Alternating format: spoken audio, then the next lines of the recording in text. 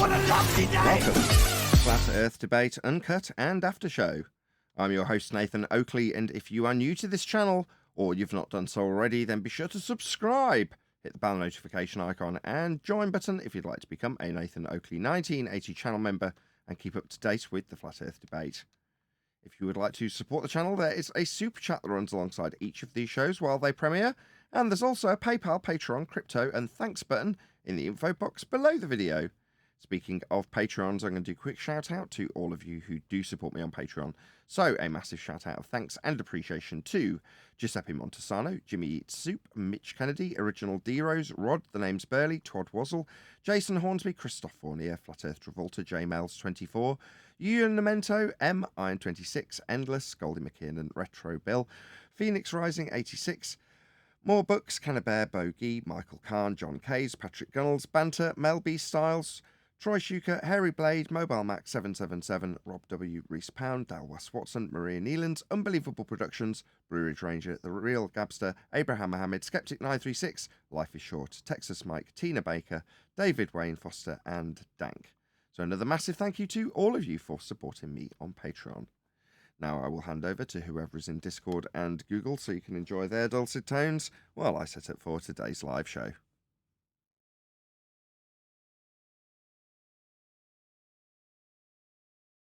At the same time, I've been miserable.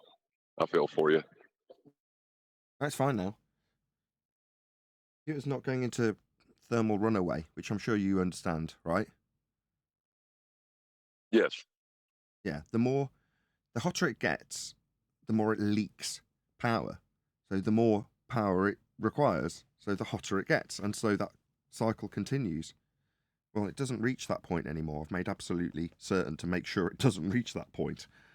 So, it stays below a certain level. It might hit a peak, and it's a normal peak, like for a hotspot temperature on a CPU. Most people are like, yeah, don't let it go above 100. And generally, it should be, maybe hitting 95 in an extreme circumstance. But, that's normal. Yeah, well, that's what mine does now. It doesn't hit 100. Yesterday, when my kid was absolutely balls to the wall with Minecraft, as stupid as that sounds, but when you're rendering out massive distances, which she was, it's giving the CPU a hard time, and that was good, because yesterday my intention was to finally, do that final test that every time I do it, it fails. Did it yesterday and plastered with flying colours. I was elated. So, it's one of those. I was delighted that she'd turned the settings up, in spite of her saying she hadn't. Or maybe restarting or reinstalling Windows and reset Minecraft to 90 or 96. I forget what it was now, but whatever. Very, very high 90 plus render chunk distance, which is ludicrous, not needed. but she's flying around.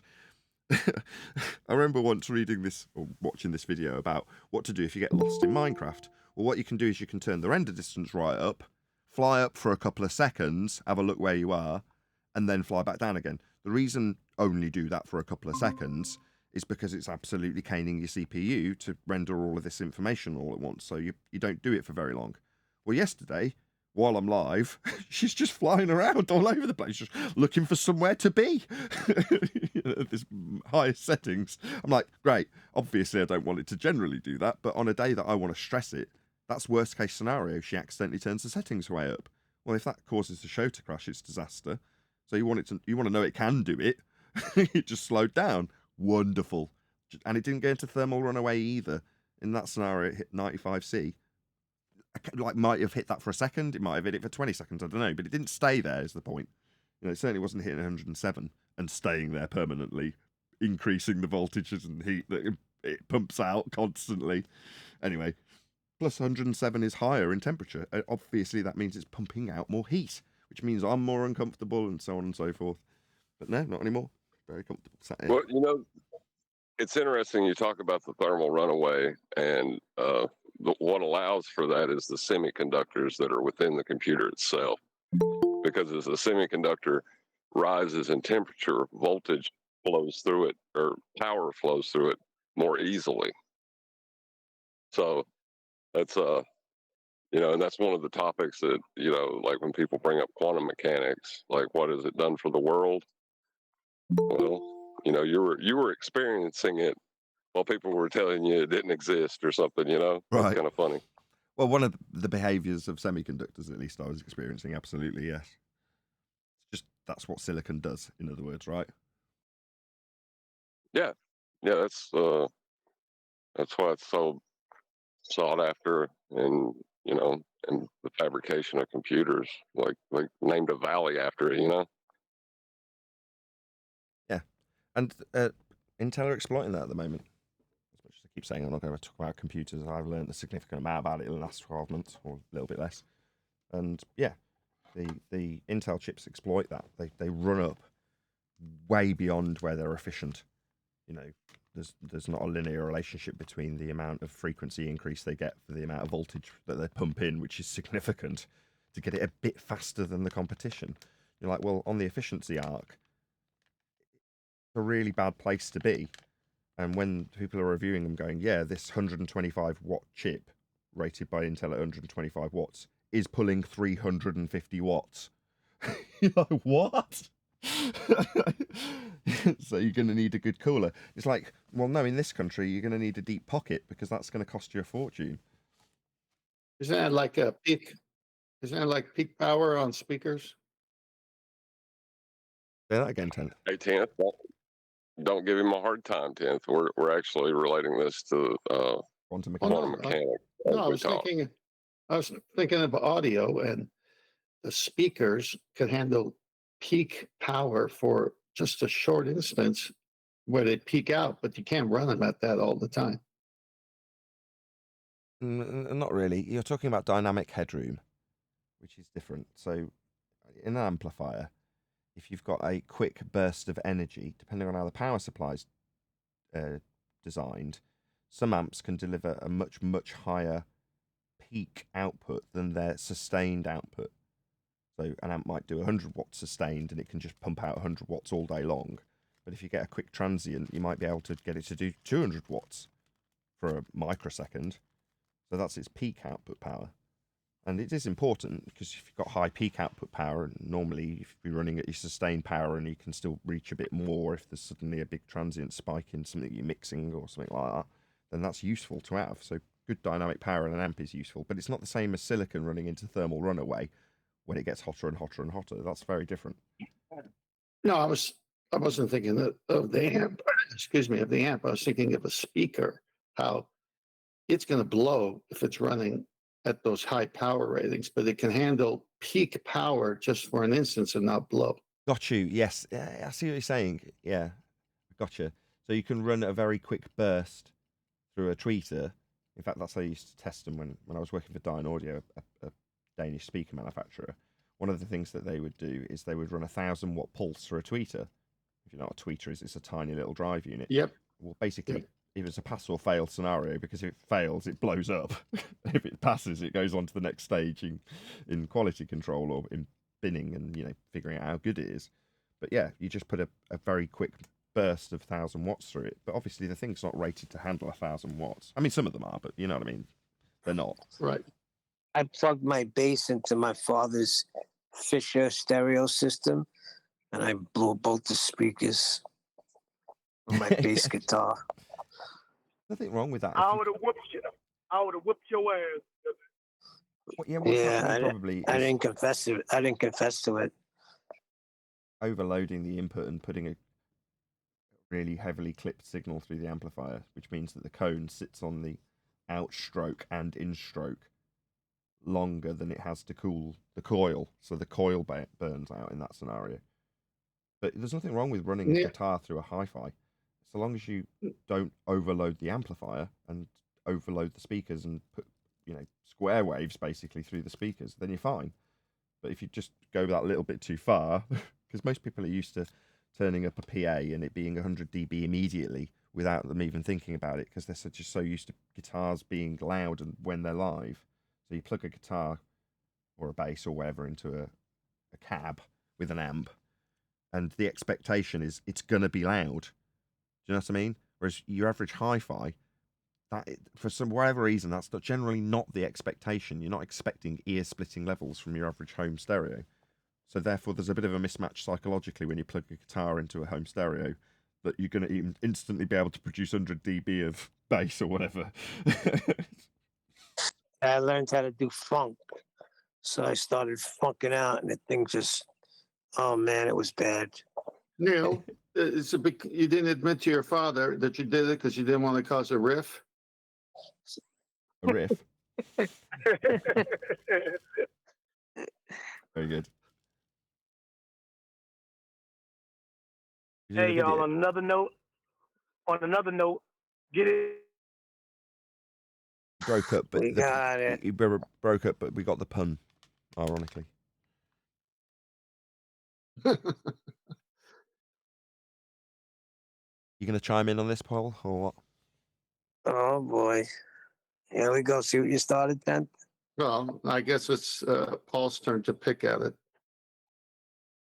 Oh, good one. Pick guitar, yeah. Oh yeah. Who's no, Paul? ser- I was gonna say who's Paul.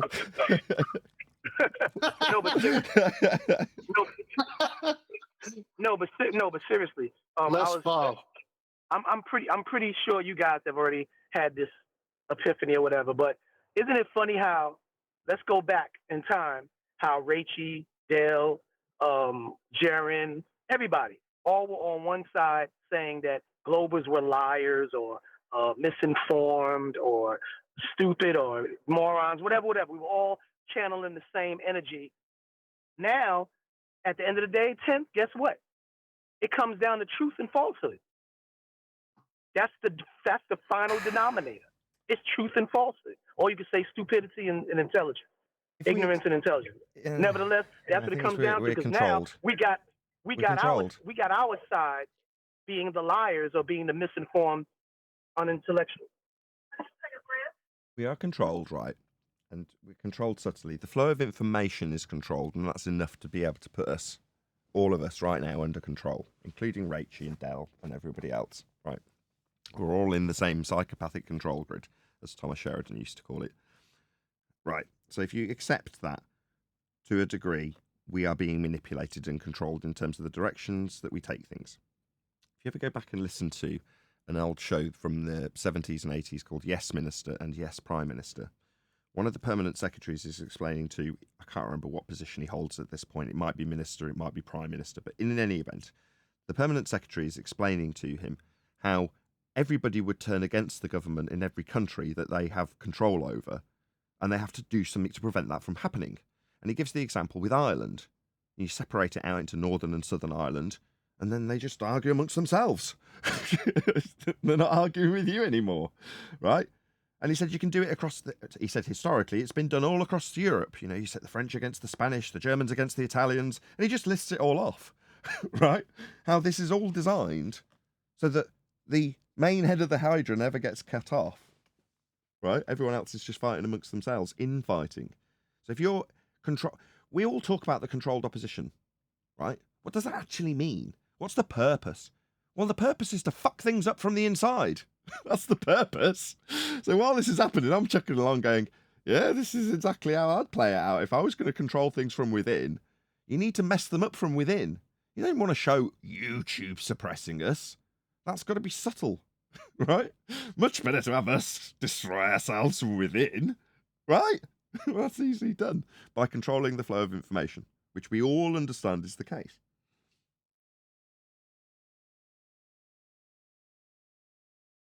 We all fell victim to the feast of nonsense, didn't we? No, nobody can here say I didn't fall victim to the feast of nonsense. I mean, maybe me. I'm very, very sceptical, and I'm joking, because of course I fell victim to the feast of nonsense. We all did, right? But that's what I'm talking about when I say the control of the flow of information. We received the information. We were receptive to the information. We regurgitated the information in some instances. That's all it takes. Right. Well, why do you think, in answer to D-Rose about truth and falsehood, why do you think numerous times in the Bible, and even Jesus saying, if you're a friend of the world, you're an enemy of God.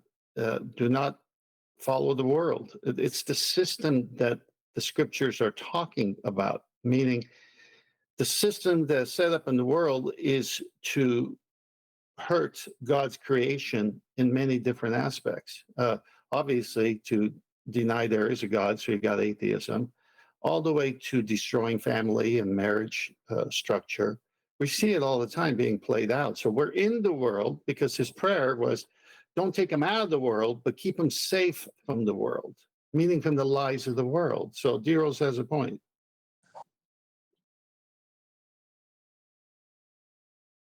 Well, interesting about the Feast of Nonsense, just real quick, is I didn't have the same experience with the Feast of Nonsense as most people that are flat earthers have. I had it from the other side looking in, and it's silly from that side. If you have any education at all, it just looks ridiculous. That's a good point that you bring up, because while this is happening with the characters that are in the conversation, the anti-flat earthers and the ballers are loving it, watching the infighting, exactly as Nathan described. Yeah. Which is the whole purpose. The guy, I like I was- watching their infighting. maybe that's different. The Like I was trying to explain with Sabine yesterday, Chocolate, they're under the same influences and control structures, just to a greater extent than us in this regard. So yes, you can easily compare and contrast with their infighting about the ball contradictions, which are also just an extension of the control mechanism, but just for them, not us. Obviously, that particular aspect of the control doesn't work on us anymore, but other aspects still do. And so we're all fighting within, yeah? Rather than like the guy was trying to explain yesterday at length, but he kept getting cut off by Neil, of course. He was trying to get to the point where he's saying, look, which is more worthy of our time? Pointing out where the sun isn't measured at the distances they claim with an R value, or the rate she says Earth's moving up, which should be getting our attention, I think was the question the guy yesterday was trying to get to. He tried to summarise it several times, but never quite got there. Was that in the after Because he show? took forever. The guy was speaking forever. Come on, get to the point. Well, if you don't have unity on the position, it's going to cause that, even though you might have unity on other positions on the same topic. So these flat earthers, or at least they say they're flat earthers, all of a sudden come up with some statements. We say, well, where's the proof for it? Well, how dare you? I'm a flat earther. Why are you doing that to me? You sound like a baller. No, we're just trying to make sure what you're saying is consistent with reality. And so now we broke unity with them. And if you don't have a basis for unity, something objective must be that basis. It can't be subjective. You know, what keeps us all together is truth. And so if you go swerving off the path of truth, okay, look, we don't know what you saw. We don't know what you may have even done an experiment. Please show it to us.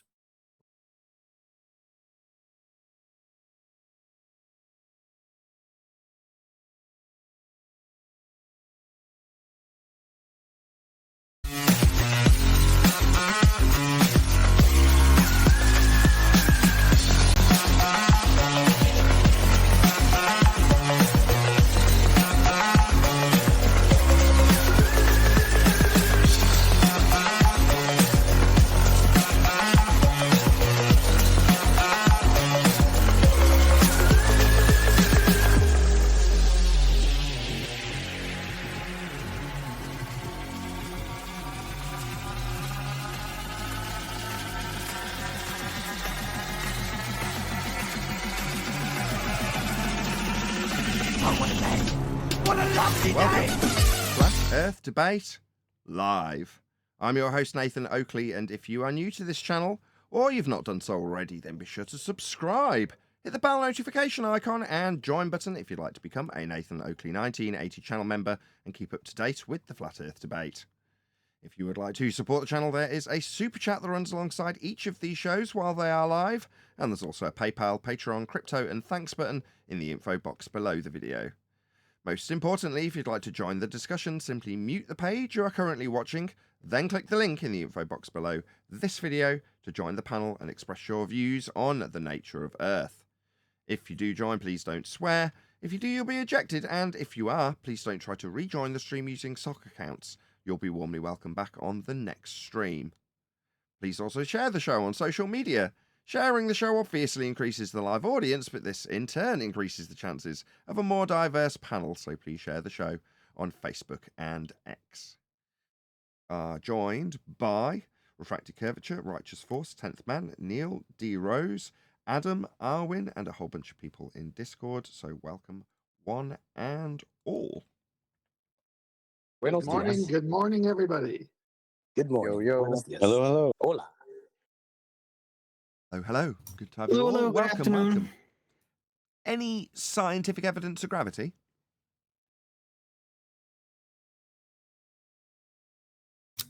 Well, What's the phenomenon? it has to exist, or the globe model can't work. Or the globe model can't work? Who cares? We don't live on a model. Reification fallacy, Arwin. Is there a hypothesis for this in the first place? No, there's not even a naturally occurring phenomena to need explaining. There's a hijacking of which way a vector will take place when they assert that there's a downward bias to stop you flying off a spinning ball. But in reality, there is no bias downward. Some things go up, some things go down, some things remain neutral. Most things remain neutral. So when you say any scientific evidence, it would have to include a hypothesis, would it not? You'd have to observe their phenomena of things going down when that is not the case, as is asserted, to have an explanation for why things always go down when they don't. Looks up at clouds, releases helium balloon. Right. So they see some things go down and they make a folklore or a guess, and they spin this off to mankind because they need a spinning earth to have something to keep the water and us on it. But it's not the same thing. They see some things go down and ask you why all things go down. Correct. They seem to forget like other things don't do that. So let's ignore that completely because that debunks the claim we're trying to make. But yeah. But I'm tying it to their claim that Earth is next to a vacuum and we have gas pressure. And natural No, that's law, not possible. well, natural law would tell us what would happen, entropy. So the gas would expand into the available, volume. But that's not even happening. Speaking of which, any evidence that you can have gas pressure like we're all breathing without the necessary antecedent of a container for the gas to press upon? So Bell says there is. He says there is no God. containment. Saying there is no containment is a denial of the antecedent consequent relationship that is gas pressure and something to press on. That's what gas Well, pressure he is. said it's reverse entropy. Said what, sorry? It's- He says it's reverse entropy. Yeah. What's third reverse? time's a charm. You mean that I'm going to introduction. become a child Third again? time's a charm from Neil. Reverse entropy. Reverse They go entropy. in reverse. What, Yep. like the arrow of time going backwards?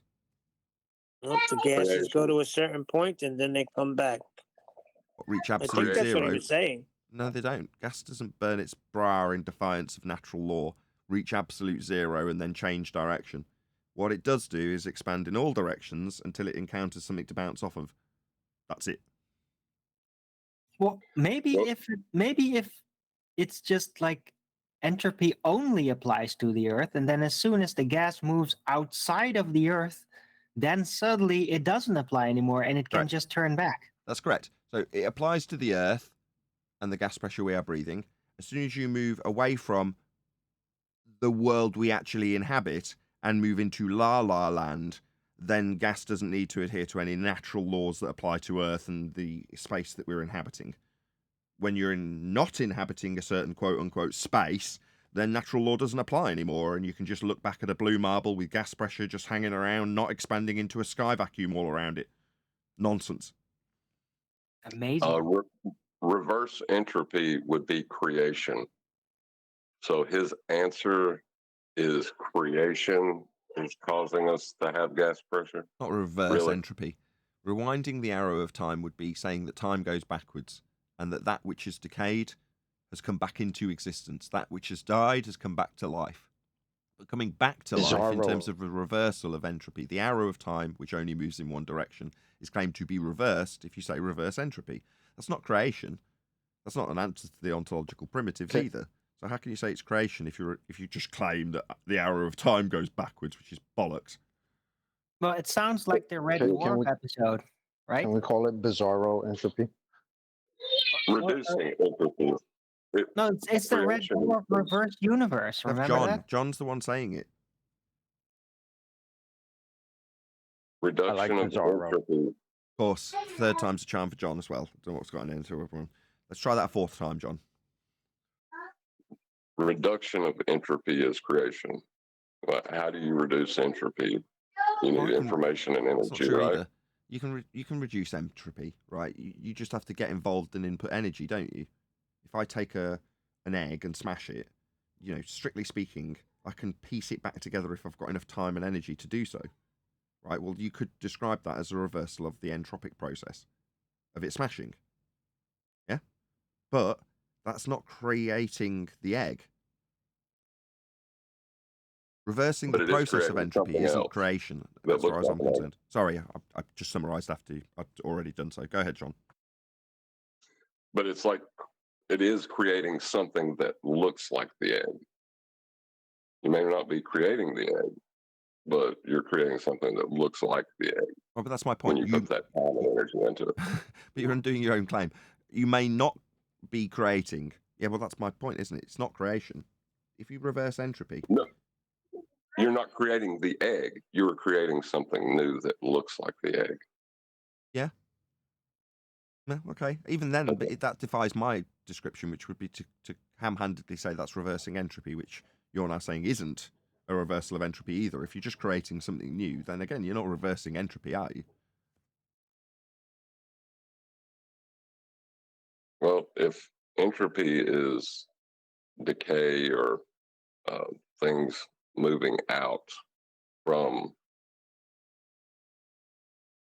let's see, it'd be higher microstates going into a lower availability of microstates going into a higher availability of microstates. If you're changing that, you're reducing entropy. Now, to say reverse, yeah, I probably would concede that would be the wrong way to say that. I know what you're driving at now. You've conceded it because I know how you're trying to describe it. There are processes that you can incorporate that will seemingly change the arrow of time, or you can influence the rate of decay, things like that. But there's a caveat: entropy only moves in one direction. As the English would say, what a cracking conversation. Indeed, any single viable hypothesis from any of the fields of astronomy, cosmology, or astrophysics. If there were, the question, would it exist? Well, I was just wondering, wouldn't entropy be able to move in another direction in pseudo-Riemannian force space? No, because you've Right? reified entropy. Bloody hell, Alwyn. Entropy isn't doing anything. It's describing what we observe to occur always. So what we observe to occur always is described with entropic law, second law of thermodynamics. But it's not causal or influential in any way. So what Professor Phil is doing in this example is taking a description of something that occurs always and saying, if I change the description, how it describes the world alters to fit my model. No, it doesn't. Entropy just describes how things occur always. Doesn't matter how you reinterpret or rearrange that description. It will just deviate for how accurately it describes what occurs always. And what occurs always? Well, in terms of gas, it'll always disperse into space. Always. What's that you say? The sky is a vacuum called space? Well, then the gas we're breathing would disperse into it, because that's what we observe to occur always. So there's no exceptions that, oh no, the sky vacuum just doesn't take the gas away because you're No, a flat earther. but You think that the sky vacuum sucks. No, it reaches absolute zero, does the gas, and then comes back down. That's their answer, as Phil gave you. No, that's not gas but I behavior. get That's not that. what we observe it to do. I get that, of course. Like in a normal movement of time, right? Entropy goes in one direction because that's how we experience things in the real world. But in pseudo-Riemannian force space, time itself is like another dimension to it. So maybe there entropy can be, from a certain point of view, be considered to be going reversed. I already agreed with you. Once it leaves the confines of reality where the second law is describing what occurs, then you can deviate from it. In other words, once gas is claimed to go off into La La Land, aka space, Narnia, then yeah, you can describe it differently. But that has no bearing on my reality, and my reality can be accurately described with entropic law.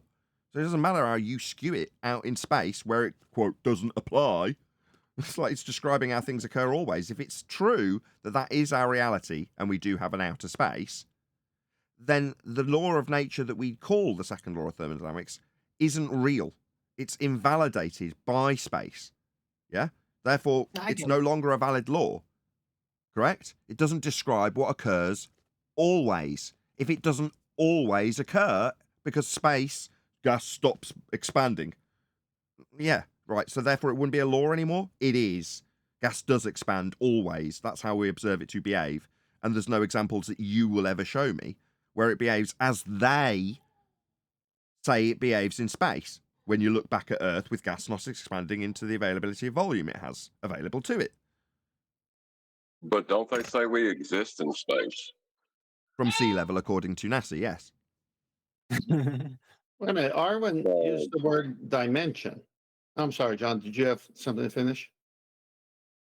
I was going to say, how can you say that it doesn't apply to space while we live in space where it does apply? You're That's asking me just about how the semantics. rhetoric doesn't work. As far as they are concerned, they have a second law of thermodynamics violation in the form of gas not filling space. That is the end of the claim, as far as I am concerned. As far as they are concerned, they can describe how gas gradiates its way to a very limited amount, burns its bra in defiance of natural law because it doesn't apply to outer space, and then the gas comes back down, go boom boom, because the second law of thermodynamics doesn't apply. Okay, so the laws of how things are described to occur always don't apply in your model that we aren't visiting. That's fine by me. Right, That's but it. if I may make my final point and then I'll stop, please. I just wanted to give Phil Bell some hope that he might be able to score some reversed entropy within pseudo-Riemannian force space, right? Because he certainly isn't going to get it here on Earth. In what Riemannian force space? Right, in his gravity. Reversed entropy can be found in his gravity. Right, reverse Pseudo. entropy in a pseudo geometry, right, Arwin? Yes. La La Land Yes, geometry. exactly. So in La La Land geometry, he might be able to save his reversal of entropic law, the arrow of time going the other way. He might be able to do that in La La Land pseudo geometry of Einsteinian gravity. Yeah, he might be able to do that. Fascinating stuff. It doesn't affect my reality, though, Arwin, in any way. Correct. Well, the problem comes when you say outer space, because they claim we live in outer space. That's where Earth is. So it doesn't make sense to say that gas just stops expanding at some arbitrary point. So the concession that that's how it stops expanding at outer space is a concession that doesn't exist. They're creating an arbitrary line and saying this is where it stops. Quote, but if your theory is found to be against the second law of thermodynamics, I can give you no hope. There is nothing for it to do but collapse in the deepest humiliation. End quote. Arthur Eddington. Heliocentrism is destined to fall into the deepest of what? Embarrassment. What was the word? Humiliation. Deepest of humiliation. Heliocentrism will fall into the deepest of humiliation. But before that happens, it'll be locked up with Scientology in temperature-controlled vaults with armed guards. Let me go back to what Arwen said about dimensions. Is a dimension a concept? Dimension? Well, it's, Yeah. it's a way of geometrically describing something else, which is mathematics and language. So, and how you contextually deliver the information and what the information's about, but what's your point? Well, my point is time, a construct because of a movement of the sun, You can't put time in a box, but there are dimensions to a box. If you imagine for a moment, 10th, that you're like a playing card, imagine you're the Queen of Hearts, right? And in your world, there's only length and breadth. Yeah, that's it, or length and width. Okay. Well, for that two-dimensional existence that you are now in, right, you don't know or cannot experience the third dimension, length, breadth, and depth. Okay? So now, transpose that notion of not being able to experience the third dimension with you being a two-dimensional playing card, and take that up one level to where you are now, as you are, three-dimensional, but cannot possibly experience the pseudo realm of the fourth dimensional geodesic in space-time bending, which would be the fourth dimension. You are merely a three-dimensional entity, so it is unreasonable for you to expect to be able to experience that which a playing card couldn't experience, but you can. Understand how that works there, 10th man? Nice try. But John just went there. He said exactly that. So if we live in pseudo four-dimensional space, then I live in it. I should be able to experience it. You and you should be able to. You just need to speak to your local NASA representative who will tell you all about what it's like, and you just need to accept that. You guys remember that time that Rumpus was going to take us into the fourth dimension to show us how Einstein's equations work? Still waiting on that. It was a wonderful journey. Or Marty McFly. We had a chat about the flux capacitor with Doc. It was ace. It was when entropy went backwards and that. Do you not remember? Obviously not. The timelines have changed now. Only I can remember. A time when FED didn't need roads. Need roads?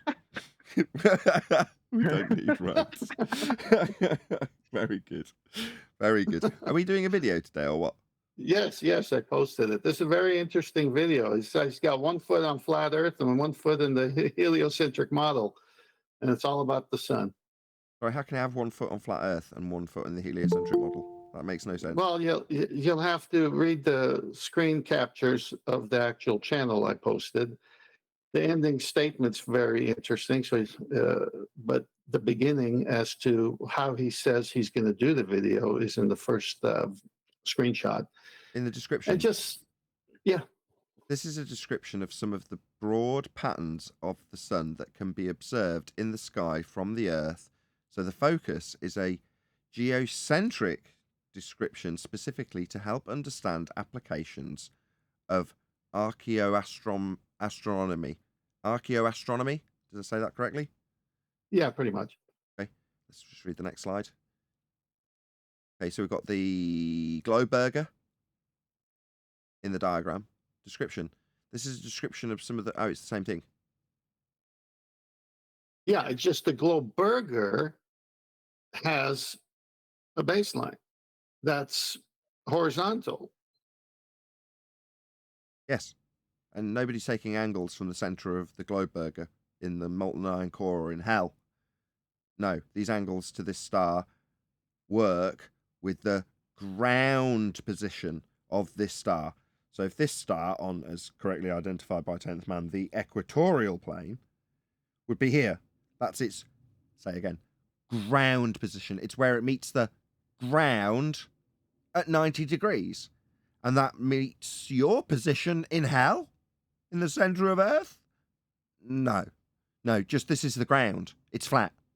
Nobody's getting angles from hell, and the ground position isn't out in space. It's on the ground, on this flat plane. The globe, in this example, with where the globe has been derived from, where you and your perspective view, in this case, Polaris-centric, gives you a dome of vision, perspective in nature. Now that vision is with respect to a flat plane that you are standing on.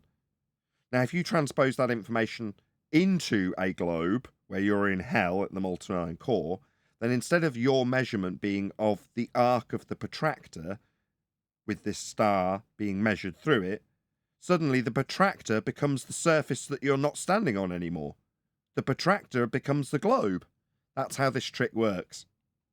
I'm so proud that I can concisely disseminate that information to an audience. 73 people watching. It should be 73,000. This is It how we've will. been duped, ladies and gentlemen. Thank you for the slides. It- We'll get into the video. Yeah, well, yeah. Read the last slide. Do you want to take the honours? I've already got a glance at what it was. Yeah, hold on 1 second. I just got to get to it. Okay. You know what? Gotta get to the. So it's the actual transcript at the 712 mark. It's right at the end. And it says, how ancient cultures understood and related to the patterns of the sun in the sky and the horizon are a major focus in archaeoastronomy. In modern times, we often range from thinking very little about these patterns in our everyday lives to focusing only on our modern concepts of science and astronomy. Taking notice of the observable physical realities of the sky as seen from the surface of the earth can help us to better understand the experience of this phenomena for ourselves. Should we get into it? Yeah. Okay, so as always, this video will have a link to the videographer whizzing on by in the live stream chat in the vain hope that were they to respond to this response, they would put a link to my video, sharing the algorithmic love that we so sorely lack from YouTube when we respond to people like this video. So he's not actually a massive YouTuber at all. Someone else is going to have to say that word. I can't wrap my tongue around it without reading it 50 times. This YouTuber... Archaeoastronomy. And they just made it up. I've never heard that shit before in my life. I've never heard No, it it's before just either. it's just his channel name. Don't worry about it. Yeah, but Like archaeology. archaeoastronomy sounds, when you say it yourself, like, oh, that's like butter, it flows off the... No, it doesn't. No offense. Give yourself a simpler name. It's two pseudosciences combined at the lips: archaeology and astronomy. So obviously we've got some love for this Fusion. guy already, as we're basically critiquing him purely based on his title of his channel, which isn't a good start. But there we go. He's smaller than me, so maybe give him some love. Leave him a comment. Let him know at Nathan Oakley 1980 sent me. You know, before you start, some of these smaller channels, like I say, he's got 1 foot in geocentrism and 1 foot in heliocentrism. Some of these smaller channels are trying to figure things out too. So this is what's interesting about today's video. Okay.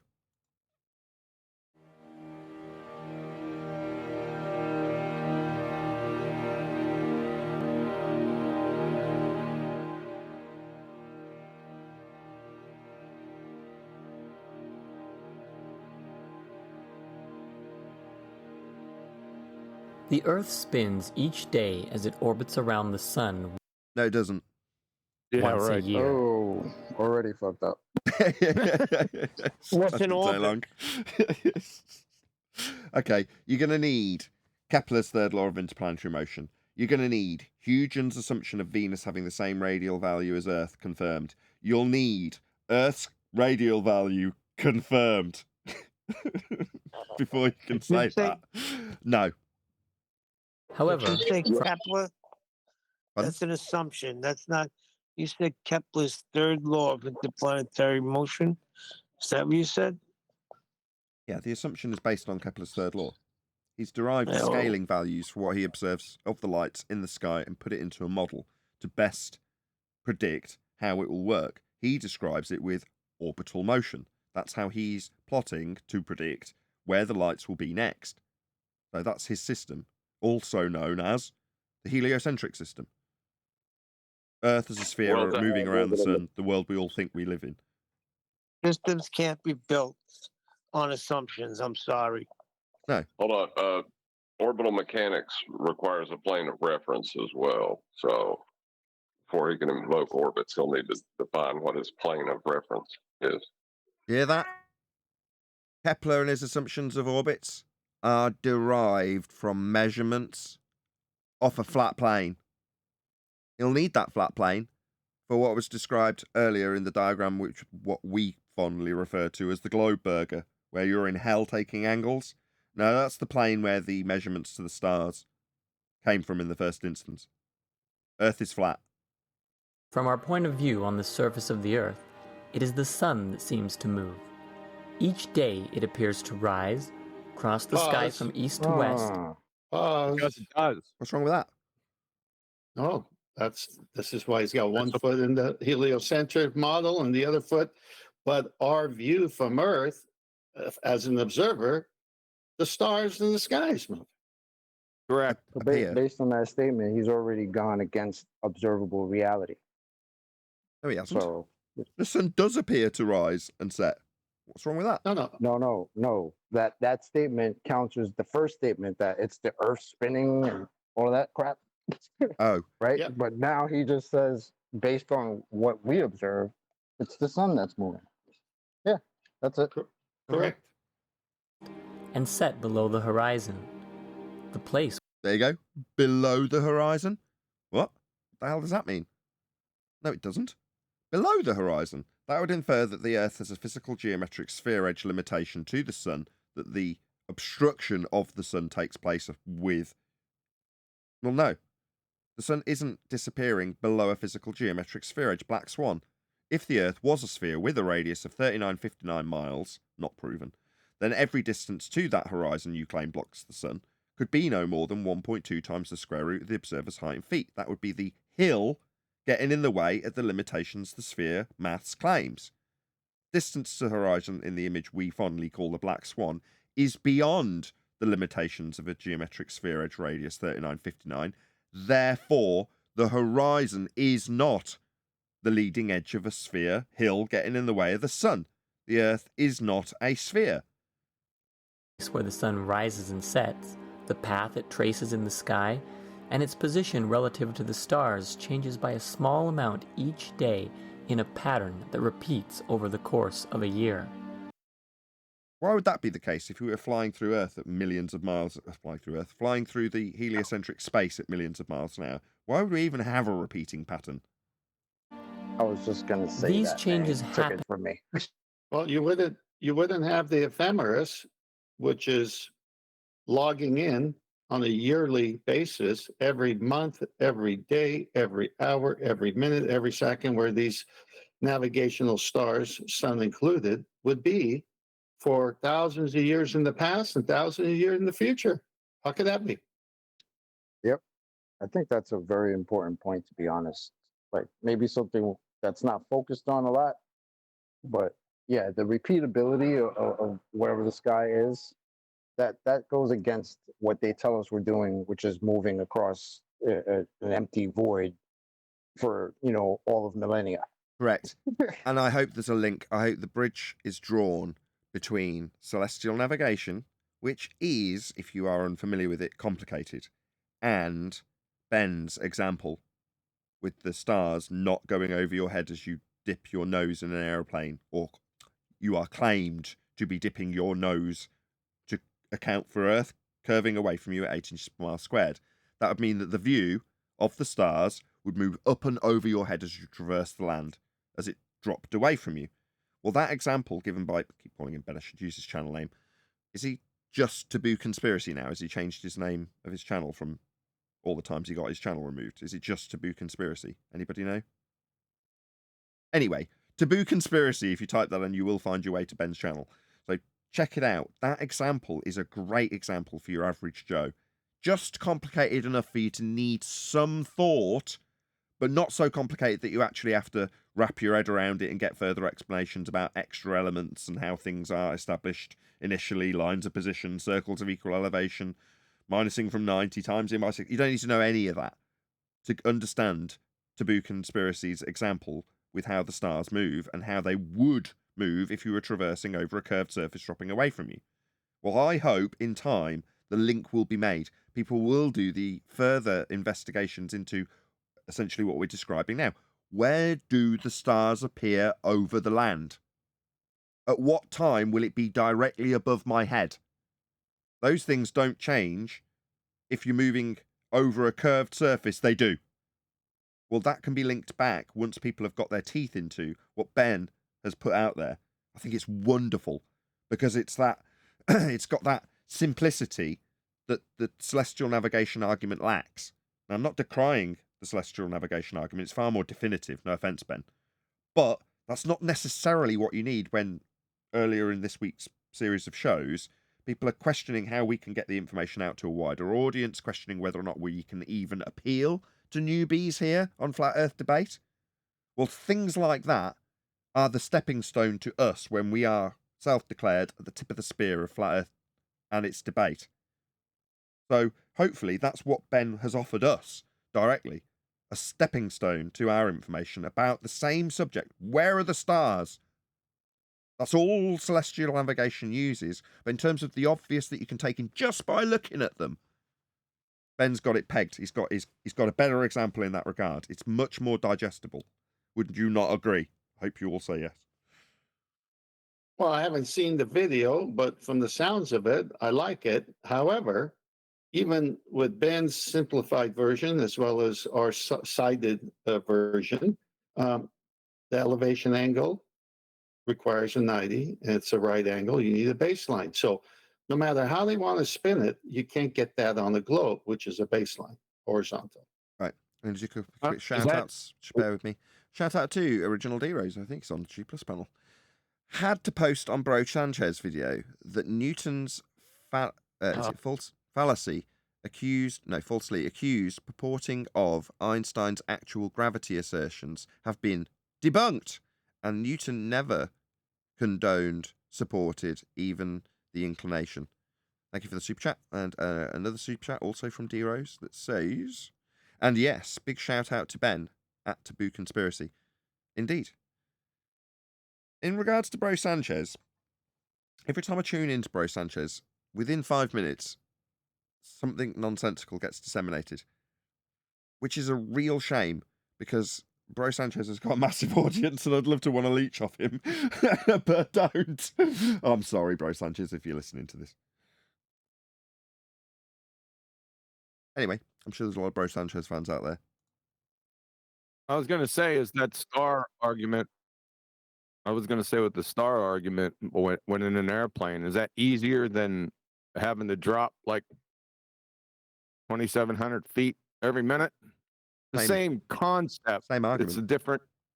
Yeah, it's the same argument. Yep. It's just got that visual. Anything that involves the stars, I'm going to get behind and smile because I've spent a long time looking at them and admiring the majesty thereof. So I believe that when you've got something like this, if it's focusing in on a specific star at sea, leveling a tool, looking at one star through a lens, looking it up in the almanac, noting your time, minusing from 90, timesing by 60, drawing a circle on a chart, doing that 3 more times, that's complicated. Would you not agree? No. Now, I know you're not comparing it to that, John. I know you're saying, how does that compare? I'll tell you why. Go on. I'll tell you why the star part is simpler, because when you're talking about the drop that has to be estimated over a long distance, sure, it's simple enough, but people are only imagining something that's not real anyway. A globe. There's nothing in reality that ties you to that. So they have to make a decision. Is it gravity somehow or something I don't understand? Or is this person that's telling me a completely logical argument or saying something that's completely logical, is this just true? With the stars, you can't deny that what you would think is happening isn't happening. Yeah, Like but you can't. nothing's happening. Yeah, but you can't experience it directly. You'd have to have a camera on the plane to have somebody show you it. If you're in a plane, I mean, you're Yeah. getting a sideways look, right? Now, I'm nitpicking, but let's get real. Right. And Let's really, get real. Yeah.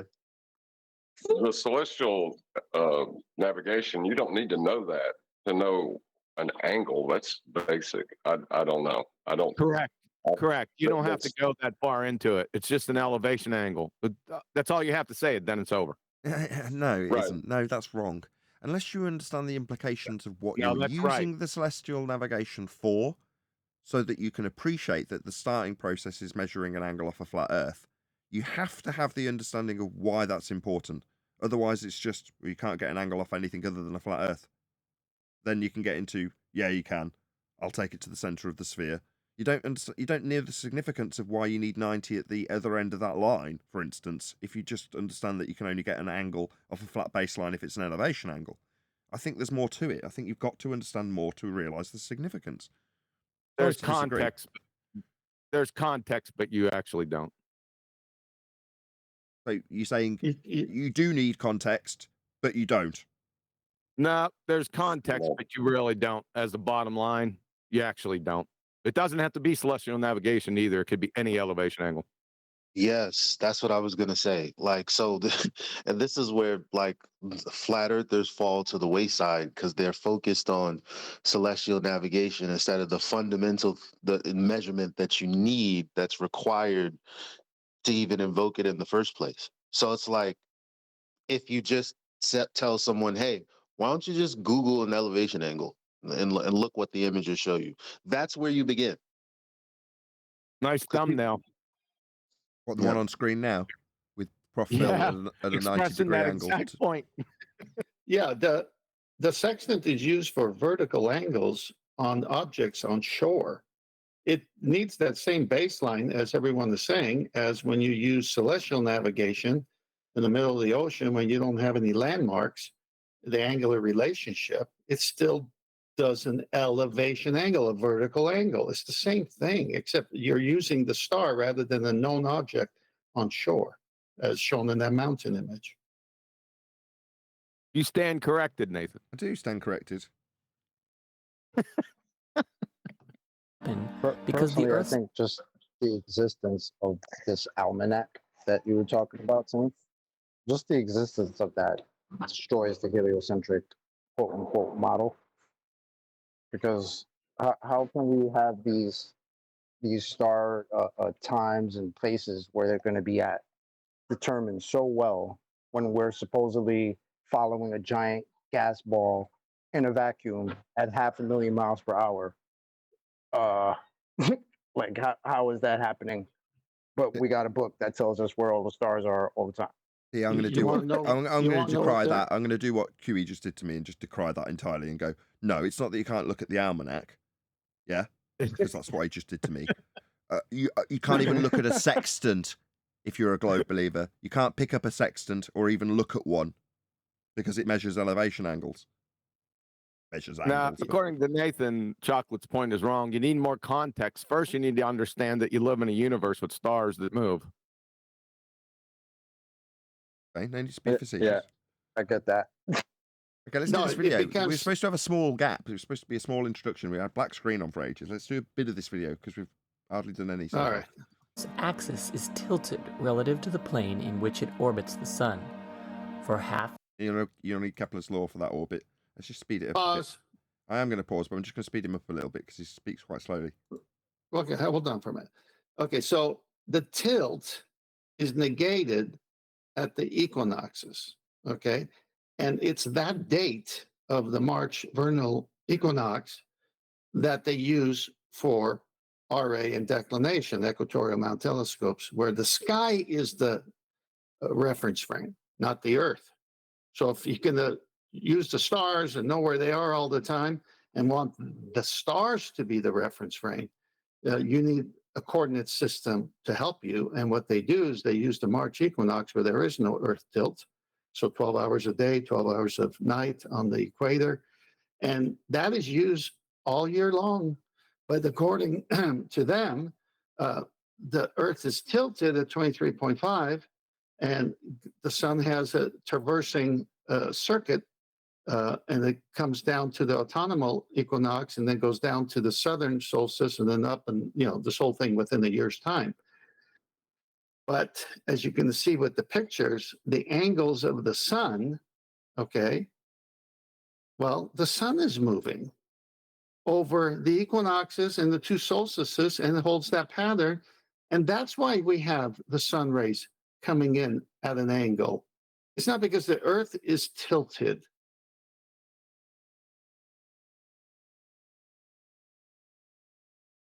The year, the direction towards the sun is centered more on the northern part of the Earth, and for the other half of the year, it is the southern part that is oriented more directly towards the sun. This also affects which parts of the Earth receive more or less direct sunlight, and greater or fewer hours of daylight. These variations produce seasonal changes in different parts of the Earth. The changes are less extreme towards the equator and more pronounced towards the northern or southern parts of the Earth. The connection between these changes and the position... Just for the audience's benefit, we object to all of this, but yeah, we're not taking it as read just because we're not objecting. It's just divvying out standard heliocentric rhetoric. ...of the sun in the sky and on the horizon were likely of importance to many people in the past. If the sun is observed rising due east on a particular... Again, chocolate? So the tilt with these angles of the sun, what the sunlight coming to the earth, that's very important. But let's not worry about the distances. Let's not worry about that. Let's not worry about it's 7 feet of snow when I'm 3 million miles closer to the sun. Don't worry about that. It's just the angle of the dangle. It's fucking ridiculous. You can also blame Kepler for that. That's the elliptical orbits that you're talking about, which places in the heliocentric model Earth closer to the sun in the northern hemisphere summer, right? That's what you're complaining about. Yep. He talks about it. Okay. ...day, the next day it might be observed rising a little more to the north. If tracked each day, it would eventually rise at a maximum point north of east, and then would seem to stop rising any further to the north for a number of days, before beginning to rise a little less to the north each day, until it crosses back through due east and continues on to rise south of east, until reaching a maximum southern position on the horizon. The sun would also follow a corresponding path in the sky further to the north or south, and setting further to the north or south of west. The daily change in position seems to happen faster towards the midpoint, and appears to slow down at either end of the cycle. The two maximum positions are... Fair enough. I mean, this is actually what we observe, though, isn't it? I mean, he's even shown diagrammatically how that would be apparent to you if you were looking at the sun and tracking it each day in terms of where it rose. I mean, so far so good, right? Are called solstices. Well, hang on. You got to remember his disclaimer at the beginning. You remember that? This is a description of some of the broad patterns of the sun that can be observed in the sky from the Earth. So the focus is a geocentric description. So how in the world can you be pushing the globe and say the Earth is tilted when at the beginning in your description you're saying you're going to do a geocentric description? He's caught between the real observable situation we find ourselves in, which is a horizontal plane, and the sun moving 23.5 in this direction over the equator and then in that direction on a yearly basis, as he shows in the picture, east and then south and northeast. Did he specify that though? Or did he just do it by just saying what we observe as opposed to what the globe claim is? You understand the question? Well, let me just read it. He is a glober, but he wrote this, meaning the video that he's doing. This is a description of some of the broad patterns of the sun, easy to understand, that can be observed in the sky from the Earth, easy to understand. So the focus is a geocentric description. Why? He says specifically to help understand applications to arcoastronomy. Why? Because you need a baseline. Okay, so he did specify that. No, I said the baseline. He doesn't say that. But no, not the baseline part. Yeah. The specificity on the geocentric. Yeah, why would a glober ever do that? Latin for sun and stand still, and they can be distinguished as the northern solstice and the southern solstice. In the northern hemisphere, the northern solstice is more commonly referred to as the summer solstice, and the southern solstice is called the winter solstice. But in the southern hemisphere, it is the southern solstice that occurs in summer, and the northern solstice that occurs in winter. The northern solstice occurs around June 21st, and the southern solstice around December 21st, although the exact date changes because of fractional calendar adjustments. Determining the maximum position of the sun on the horizon is not the same as determining the exact date of a solstice, because there is so little observable change as the exact time nears. The tilt of the Earth has been decreasing over the last few thousand years. Really? Sure it has. Can I comment? So that today... Yeah, go ahead. Hang on. Okay, so here he says some nonsense. Tilt to the Earth is decreasing over 1,000 years. How old is this guy? Okay, anyway, if you're going to use the sky map, and it's going to be based on the sky reference, and you have to use the vernal equinox as the coordinate system, what happens in their world when the Earth is tilting again? What reference system are they using still? Oh, the vernal equinox all year long, tilt or no tilt. They're using that one. Now, what is that one? That's the plane of the ecliptic. That is the celestial equator matching up with the Earth's equator, negating tilt. So, in order for them to be in LA, Munich, and New York and say, go to this coordinates of RA and DEC, and everybody with their equatorial mountain telescope does it, they all find the star because it's not observer based, but sky based. And what is that sky based on? A plane of reference, not tilt. Oh, hold on, Tom.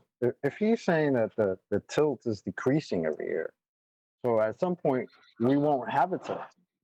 Will we not have seasons when that happens? Like, what's going to happen when we don't have any tilt? He just made that up. I've never read anybody, and even if they did, hold on. validate it. I think Chocolate's highlighting a very massive missed opportunity to fear bomb people. And I think the consequences of that straightening out of the Earth's tilt could be devastating, and we should all be terrified. Chocolate. Yeah. How do you ascertain the tilt, by the way? Pardon? How do you know how the tilt's changing? How much has it changed? Why has it changed? How do we know it's changed? Because it's not done by measuring any tilt, is it? It's done by an elevation angle to the sun as it transits through the tropics. That's the presumption of what the tilt is. Exactly, You're focused on the wrong and things that there. is constant. No. You need to focus on how scary it would be if you roll through the motions of showing what happens if it does change, and how that could affect all life on Earth. I mean, I don't see why you're focusing on proving it. That seems silly. That's where I'm at. I'm picturing an Earth that's not tilted, is like straight up and down, and like it's scary. What would happen to the poor seasons that are blamed on the tilt? No! I think there's many tax opportunities that are ahead of us in regards to this straightening out the tilt. I don't know about you, but I think we should all be heavily taxed over this. Don't say that too loud. Democrats over here will pick that up and start fighting you shouldn't be against shouldn't try and straighten that tilt out. You should be celebrating the tilt. Well, that'd be bad news. And hopefully that tilt changes. Earth is bowing towards the sun, 66.6 degrees off horizontal. Adam, that'd be bad news for Eratosthenes fans. Okie doke. All right, we've got a super chat from Unitox Femi. So let's just read that out and then we'll move back onto the video. Thank you very much, Sasha, for the super chat. It says, unfortunately, solstice can't curve the water, neither winter or summer one. And I am 33 months here, feeling like a mason. Thanks for the super chat. 87 people watching. Please share the show if you've not done so already.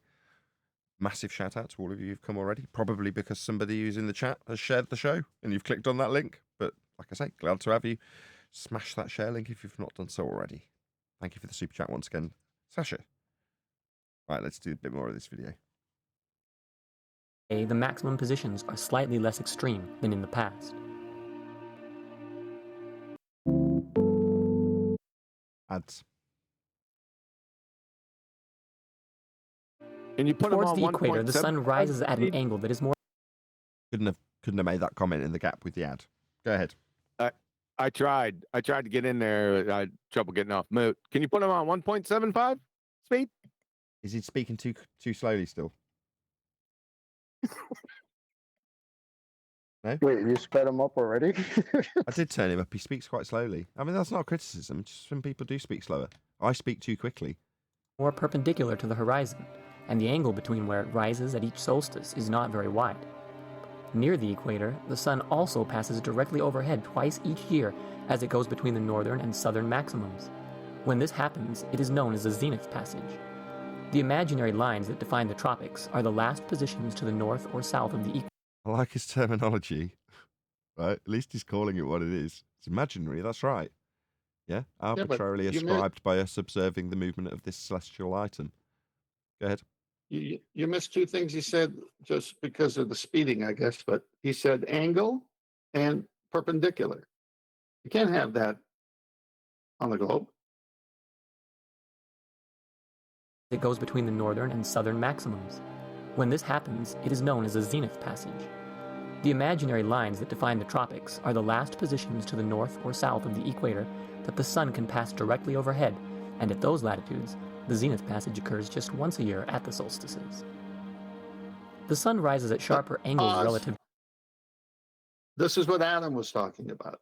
So it's got its circuit to the tropics, and it's got a 90-degree relationship on that date where it's over the solstices, just like it has a 90-degree relationship on the equinoxes on the equator in its circuit. And that has been happening for eons of time.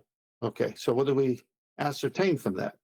That the sun is moving, and because it's in the southern hemisphere in their lingo, the angle to us, it appears lower in the sky. When it's over the equator, it's 12 hours a day, 12 hours a night. When it goes to the north, the south suffers a little bit because it's more towards the north and higher in the sky. The sun is moving over the flat plane, causing these angles, not the Earth curve. Right, Earth isn't the protractor. As you look on screen now and you look at how an angle is formed, if you're on the outside edge of this circle of equal altitude, well then that's your line to the star's position above the ground with 90 between you and it. That's not conducive with a sphere, and when they designed it, they wrapped the sphere around an equatorial plane at one particular date. That's where 10th's going with this, right? Well, that only works at one point, and you have to keep that reference all year round and then design the model to alter itself, where it's kept the same so that it can still operate within the framework of a flat Earth that will give you angles to stars when you're measuring them to find out where you are. Earth has to be flat for this stuff to work. It doesn't alter that they've incorporated a globe into how the flat Earth works. And stationary. Yeah. Well, and the average person needs to use some reason and logic here. Let's say you live on a flat plane and the sun has this circuit, which we all agree it has the circuit. Okay. Well, when it's winter time for people in the north of the equator, okay, on a flat plane, let's say, where's the sun highest in the sky? Not where they're at, but south of the equator. So you're going to experience winter. So whatever foliage or trees that are deciduous, they'll go through their cycle.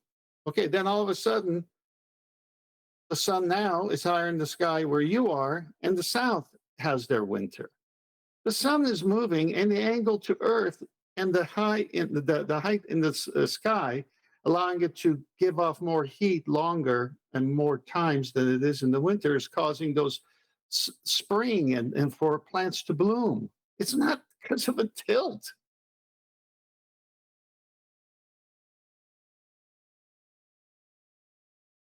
To the horizon, the further north or south a location is positioned on the Earth. In the northern hemisphere, the sun angles to the south, and in the southern hemisphere, it angles to the north. The change in sunrise and sunset. Contradiction in terms. What now? Sphere? Angles, you say? No. Those two things don't work together. Go back to that picture that he had of that celestial sphere and look at the baseline. Look where he's taking it from. Yeah, flat Earth. That big circle around that big dome that's representing the stars and the angles to your position. You're not standing in the middle of the core of Earth when you take these. It's in respect to the ground positions for the stars, and that's on the ground. Well, how's that depicted in this diagram? Well, you're in the core of Earth, and the plane extends out in all directions. Level. Flat. That's got to work. And all the globe derivations come from this. That's where it's all come from. Flat Earth. All roads lead to a flat Earth. Positions on the horizon become much more extreme. Beyond the latitudes of the Arctic and Antarctic circles, the extremes reach a point where at one maximum, the sun never comes over the horizon at all, and at the other it never sets, instead tracing a great circle around the sky, closer to the horizon at midnight. Not according to first-hand accounts. So in terms of the behaviour in the, quote, southern hemisphere, in Antarctica specifically, first-hand accounts would suggest that the behaviour is very similar in winter to how it behaves in the northern, quote, hemisphere. That would be to say it just rises lower to the horizon. That's it, in their winter. But as for there being 24 hours of sun in the north, that's demonstrable. I've seen it. I've had it demonstrated live to my audience by other people who are there witnessing it. But as for the south, that is simply not the case. Claimed to be the case, and would be the case if Earth was a sphere. It isn't, because it's not. But the behaviour of the sun in the southern hemisphere isn't conducive with Earth being a ball. It's conducive with Earth being a flat plane with the sun moving to its extremities. Now, although 10th made those declarations earlier, there's quite a few things you need to prove about the sun before making a couple of those declarations. I really am denied about stepping in immediately after. I've left enough gap now so that it's not rude to 10th. Sorry, 10th. Well, And a bit no, higher. I'm not. I could bring citations to everything I'm saying. I'm not at all decrying any questioning of what I'm saying. But Brian did a video about 2 time zones in Australia. Very interesting video when it's at the 32-degree mark, like North America, which has 3 time zones. So now you have the sun, like you said, in the north going around, and you have video footage of that. But then you had your plumber in Antarctica interview where he says, yeah, there was daylight, but we didn't see the sun the whole time. And then now Brian comes out with a video showing that the longitude lines only cross Australia 2 time zones. Well, if we're a sphere underneath the equator, just like we are a sphere above the equator, it would have 3 time zones like North America, but it doesn't. Maybe Because it's more the chubby Earth at the is bottom. It's pear-shaped. more like a pear. Me and chocolate are such like minds. That's crazy. Chubbier. Those time Our zones are total- just fatter down there, so yeah, it's just more space filling up one time zone. What do you want? Pear shaped. Our time zone, That's literally what I was going to say, man. That's crazy. Hit him Our with the wall, time zone- Nathan. I don't our actually know what time that zones means. derive. Hit them with the wall. You say it's chocolate normally. I don't actually know what that means. Now you've referred it to me. I don't know what it means. Yeah, since now you and chocolate are of the same mind, then hit him with the wall, Nathan. I don't know what that means. Just real quick, are time zones derived from when the sun is at zenith? I don't actually know the answer to that question. Anybody else? Yeah, it's 12 noon from Greenwich that everyone uses to find out where their 12 noon is in relationship to Greenwich 12 noon. Right. So that's a when no. the sun is 90 degrees overhead, well, you can't have time zones on a globe then. Well, they don't match. So when you take the globe projection, which is used by flat earthers and by timeanddate.com, so the azimuthal equidistant projection, sometimes shown as the Gleasons, well, no, the time zones don't match with the zenith position of the sun in a couple of instances that I have documented. In other words, no, they don't match up. Well, of course they don't match up. You need a flat plane to get time zones. Right. Well, that's what we've got. Good job, eh? At midday, but always visible. The number of days this occurs increases towards the poles.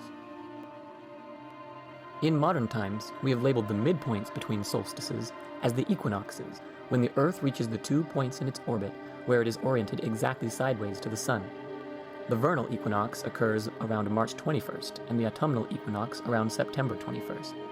They are often referred to as the spring and fall or autumn equinoxes, but since the seasons are opposite in the northern and southern hemispheres, they can also be distinguished universally as the northward equinox and the southward equinox, as the apparent position of the sun is moving in one direction or the other as it passes.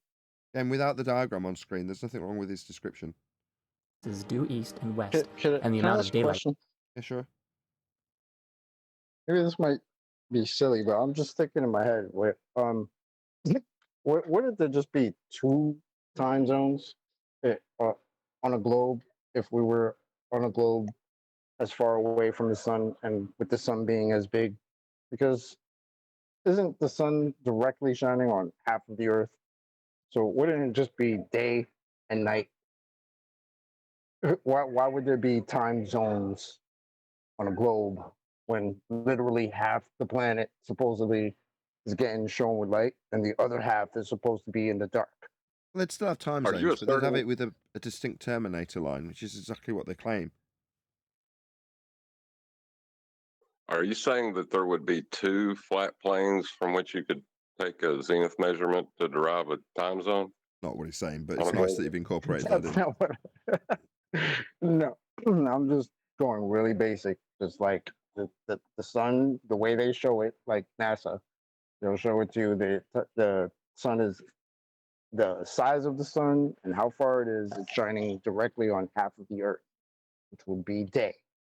The other half would be night. So to me, it just makes more sense. There would just be two time zones, day and night. That's it. Chocolate. You've Paula lived sent in this New to me. York. Hold on a second, guys. So Paula from chat has actually posted this. I don't normally pick up links from chat, but Paula's an exception to that rule. So this is her diagram that she's posted for where's the tilt, but without her here to explain it, I don't actually know how to how to explain a diagram. So unless somebody can see this on screen, we're probably not going to get an explanation, but I'm sure it's self-explanatory maybe, and I'm just not smart enough to do that, Paula. Maybe. Paula, come on the panel. I'm not suggesting that she has to come on the panel for it, but I'm sure there's someone down there watching that will make sense of her diagram, which is presumably a... I'm just Go on, Chocolate. I'm just sending out the invite because it's Paula. Why not? She hasn't been here in a while. Maybe we'll find out. Maybe she'll just tell us from the chat. She doesn't have to come on. In any event, let's get through the rest of this video. We've only got a couple of minutes left. Light becomes more or less equal briefly before beginning to increase or decrease again. Our modern concept of equinox is based on measurements of declination against coordinates. In the past, it is possible that there was some interest in a similar concept of estimating a midpoint in time between solstices, or estimating a rough middle position along an uneven horizon, but this is not as straightforward as it might seem. The equinoxes occur roughly halfway between the solstices in time, but not exactly, because the Earth moves slightly faster and slower at different points along an orbit that is not quite a perfect circle. Even counting the days between solstices to find an approximate midpoint has problems, as determining the exact day of a solstice is difficult because the position of the sun seems to change very little for several days at each maximum. Other methods for dividing the year further by time intervals, such as cross-quarter days, is another concept connected to these ideas and issues. Any other division of... That looked like it was divided up on a circle, though. Back to that. Maximum. Other methods for dividing the year further by time intervals, such as cross-quarter days, is another concept connected to these ideas. That doesn't look very globe-shaped, the way they've divided up these time intervals between the solstices and the equinoxes. I have to have a look more at how that's divided up. And issues. All roads lead to a flat Earth, ladies and gentlemen. I'm probably right. Any other division of distance along the horizon would not correspond to a division in time, since the sun seems to change position at a varying rate, and would only apply to the irregularities of local topography. How ancient cultures understood and related to the patterns of the sun in the sky and on the horizon are a major focus in archaeoastronomy. In modern times, we often... Ah, what a lovely surprise. Got Paula with us. Good to have you. Hello, can you hear me? Yes, perfectly. Yay. Very clear. Quick shout out Thanks. to Matthew Eastman. That's a flat Earth diagram, says Matthew Eastman. Thank you for the super chat. Okay, so, yeah, can you explain to us, because it looked interesting when I saw the link go by. Where's the tilt, right? Yeah, can you show the link, the image in here? I can't see it right now to show you, but Morning, there's... Paula. Morning, thanks. Unfortunately, I don't know how to do that. That's beyond my Okay. technical prowess. Sorry. Well, I can switch to another tab and look at it. So there's two red boxes. There's one on the inset, the dark part on the standard diagram of seasons, and on the left, the globe on the left, there's a red box. Can you see that? Yeah. Okay. Notice where the continents are. This is looking at North and South America. And so this terminator line is apparently running pretty much along the coastlines of North and South America. But on a standard, the white part around this dark box, the standard time zone map, these terminator lines, which is, the time zones, should be tilted at 23.5 degrees, but they're not. They're straight up and down. So they're not going along the coast, because I drew another red box to match the globe, right? I drew a red box that goes, I wish I could have used better contrast, but next to Alaska down to, heading off the screen to South America. And so that's where the terminator line should be. That's where all the time zones should be tilted at that angle, but they're not. They're straight up and down. Gotcha. So to summarize, what we see in terms of the lines up and down on the map in the background is the regular time zones. I say regular, they're obviously all over the place, as we've shown, or Brian's recently shown. Right. What you're showing with these diagonal lines is how, when plotted against how they say the sun in a heliocentric system with Earth moving around it would give you these lines for the time zones, they would sit on this map at these angles. So therefore, this Yes. box that I'm moving around now would be how it's depicted on this diagram versus how it actually is moving from top to bottom on the map behind. Thank you. Brilliant. Right. Yeah, that's the thing, is if time zones are based on terminator lines, which supposedly they are, and which people experience, you could verify by having someone in far north of the tropics and someone far south, and see, say, people on the coastlines, if they have daytime at the same time, then the time zones are all off by 23.5 degrees. Right, and that's because of 10th Man's explanation about where they reference, and they're only referencing it at the vernal equinox, right, 10th? They're referencing noon, I thought, not terminator lines. The sun is referenced at noon at Greenwich and used by navigators when it's high noon for them to know for longitude because every 15 degrees is an hour. So if it's a noon in Greenwich, and you happen to be west of Greenwich by 3 hours, that's 3 times 15 degrees. So it's 9. It's earlier for you. I'm sorry, it's 3 because it's noon there. Now it's 3 for you. But so that's 15 degrees apart. So you're able to figure out how far west you are of Greenwich. What Paula is showing is something else here, which is an interesting thing. Say that again. What is it off by? 23 point what? Yeah, the tilt.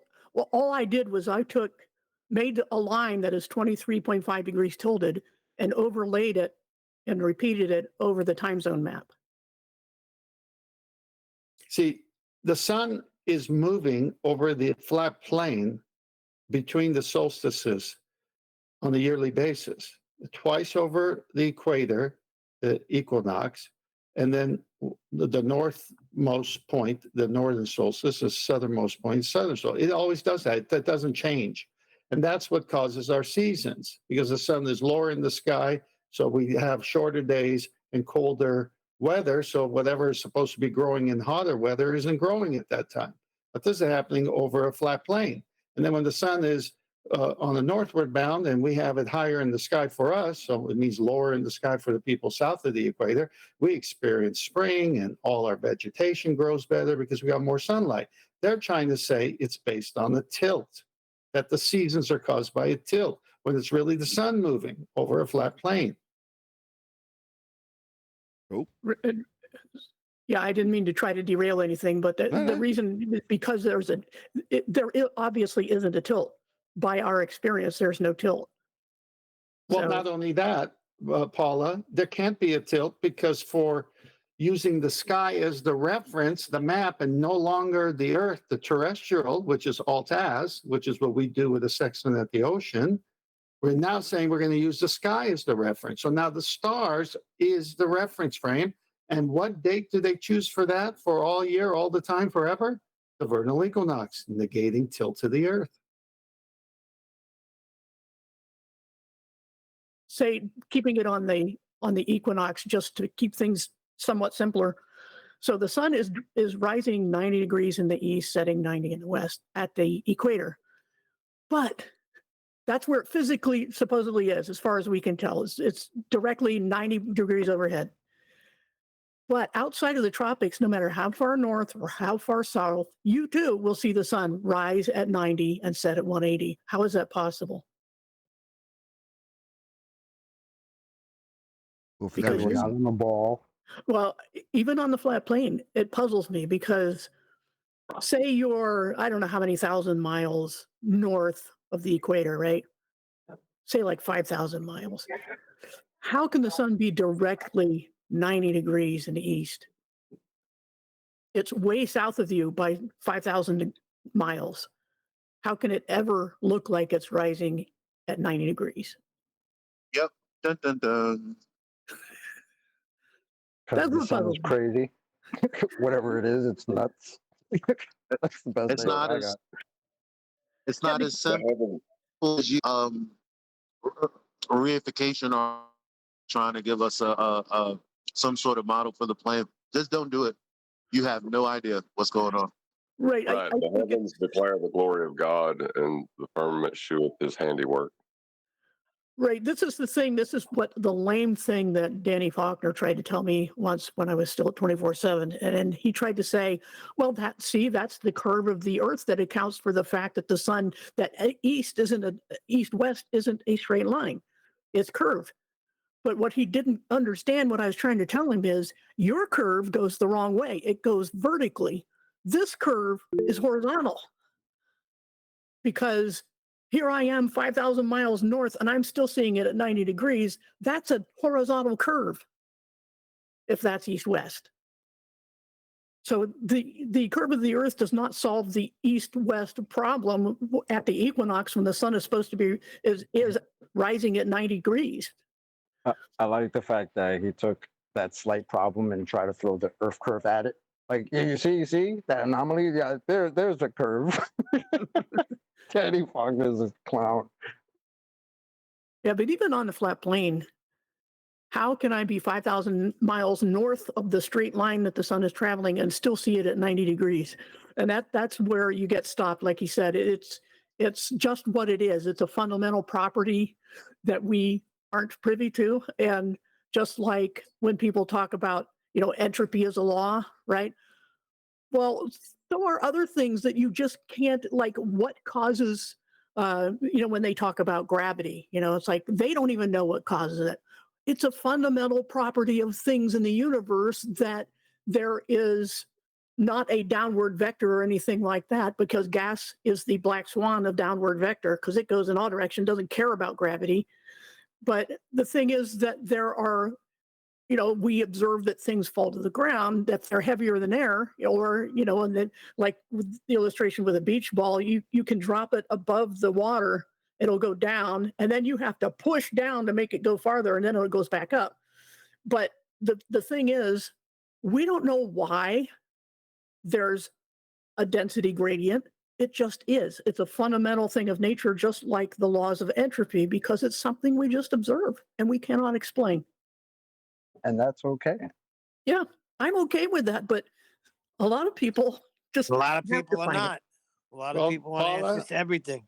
Paula, with that, I'm going to say I'm down with that. Ba-doom.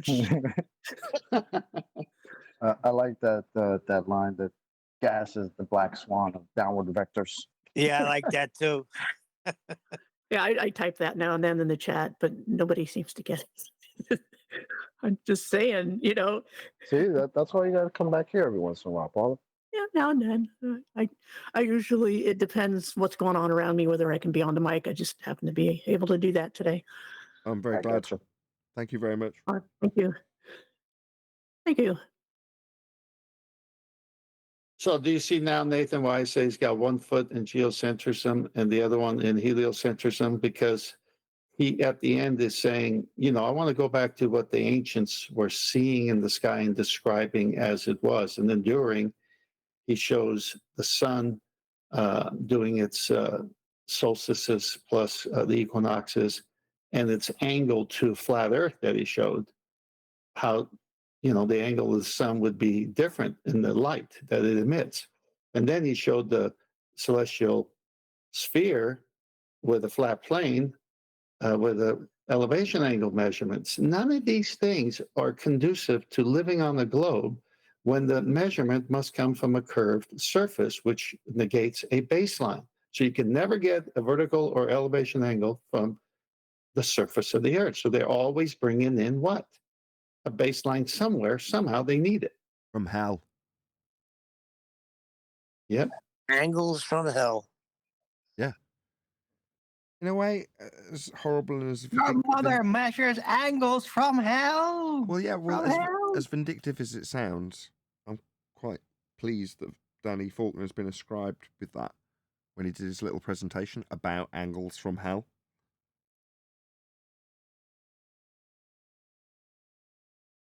Yep. We have that video, but you need to go through it in a week's time. I would like to save it for next week on Monday and then play the whole thing as Neil suggested, because he covers so many other issues besides that. And it'd be a great, concise review of that whole talk he gave. We did cover it. No, you covered some of it. It's a much longer video if you want to get all of it. Is it like part of a 2-hour seminar and we didn't cover all of his bit? Is that what you're saying? Well, I don't think it's that long, but yes, basically, if you take his talk, he brings in astronomy because he's got 40 years in astronomy and he's got to protect that because that's hinging on heliocentrism.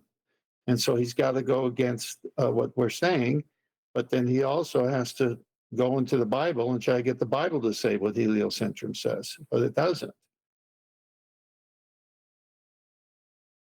At least I never seen it there, and I've been looking. Well, it's very clear the Earth is stationary and it does not move. How much more clear do you want? Exactly. Okay, so now they're going to figurative that language? Oh, well, that's figurative because science has discovered we're really moving. Really? What's pseudoscience has discovered? What science? Show me we're moving. Oh, you don't have Earth-based Coriolis as an effect to prove we're moving? Come on, Danny. You just made a positive claim that we're stationary, 10th. What are you going to do? What I'm going to do is I'm going to, in the next 9 minutes, get in the car and go play my round of golf and show you that when I hit the golf ball, the Earth isn't turning underneath it because I'm aiming. Okay, hang on. How far right of the green do I aim while Earth turns towards my ball in flight so it can land there? I'll let you know tomorrow, John. I got you in my non-existence fallacy now. Now I'm There just you going. go. You can easily calculate it. That's fine. I'll just change the score. I got you trapped in the non-existent fallacy. Now you're trying to prove to me that something's not happening. I'm totally trapped. You're right. So what's going to happen is I'm going to say this would have been the score if I hadn't made the claim, and this is the score because I made the claim, and I'd lower my handicap. It's because God doesn't like golf, right? That's why you can only have Coriolis with footballs, like Smoke in the Grass says, but it doesn't happen with golf because God doesn't like golf. I'd like to say that was a stroke of genius on your part, but I'm not going to go there. Trying to stay on par with you, man. That's okay. I'll go clubbing with you. Get a grip. Clubbing. Get a grip. Good one. All right. See you guys tomorrow. All right, brother. I was going to say debunking someone else's claim is not proving your claim, 10th. You just said it was bunker. Very good, bunker. No, was that not a golf pun? It was, but it wasn't a good one.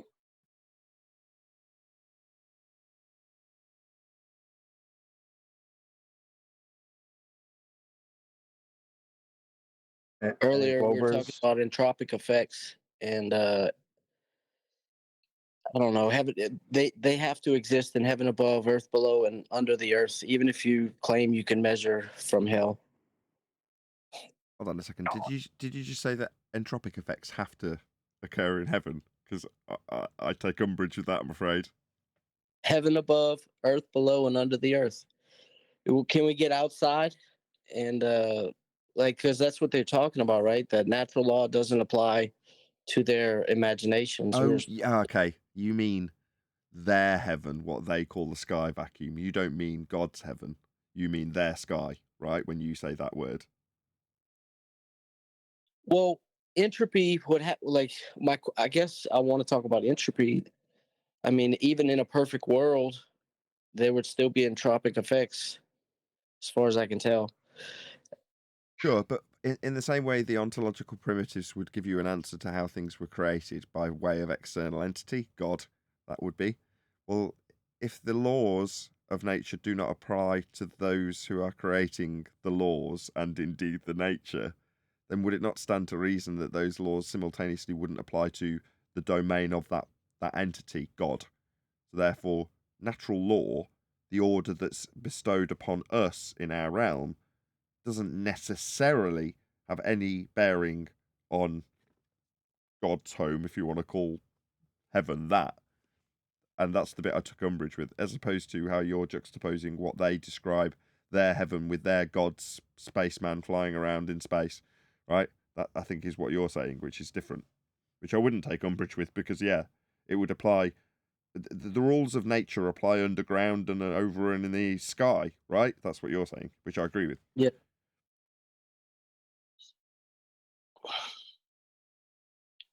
I don't know. Earlier, I don't know. There's just a lot of double speaking everything, and I think we brush past there's a misunderstanding, especially with a lot of the Christians, right? They think entropy has something to do with death, or I don't know, this law of sin and death, as if entropy didn't exist, as if there was a time on Earth that entropy did not exist. Depends who you ask. If you ask somebody for the biblical account and they give their creation story, then arguably there is a point in that timeline, if you could even call it a timeline, where no, there is no entropy. It's not. There's nothing to exist to decay, right? So depends who you're asking. I can see that, yeah. Which even as not really a massive devout Christian, I can even get behind when it comes to the ontological primitives because there's a logical consistency to it, right? The rules would not apply to the person who's creating the rules in the same way as if you decide that there's a certain physics to a character in a video game as the video game designer, it doesn't mean that those physics are going to apply to you. Yeah, I think maybe the rules, they describe the creator, you know what I mean? Like maybe the rule.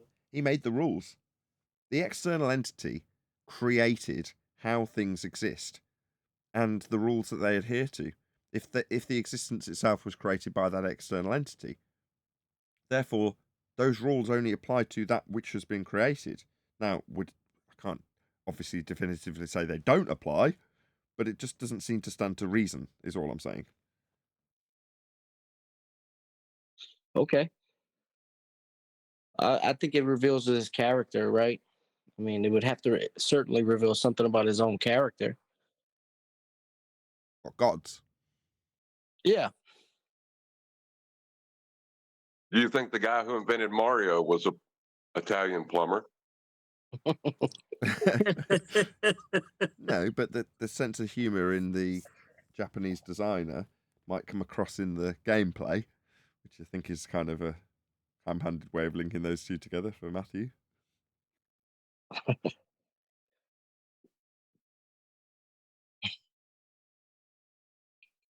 I don't think through logical inference we're going to get to learn the glory of God, but that's where the Bible comes in, right?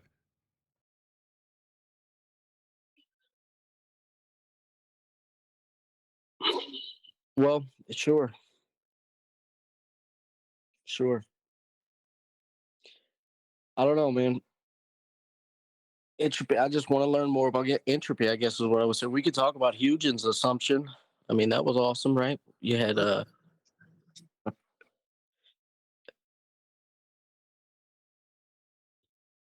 Breaking up? Is it just me? Am I breaking up? I think so. You said Huygens' assumption, then we didn't hear the rest of it.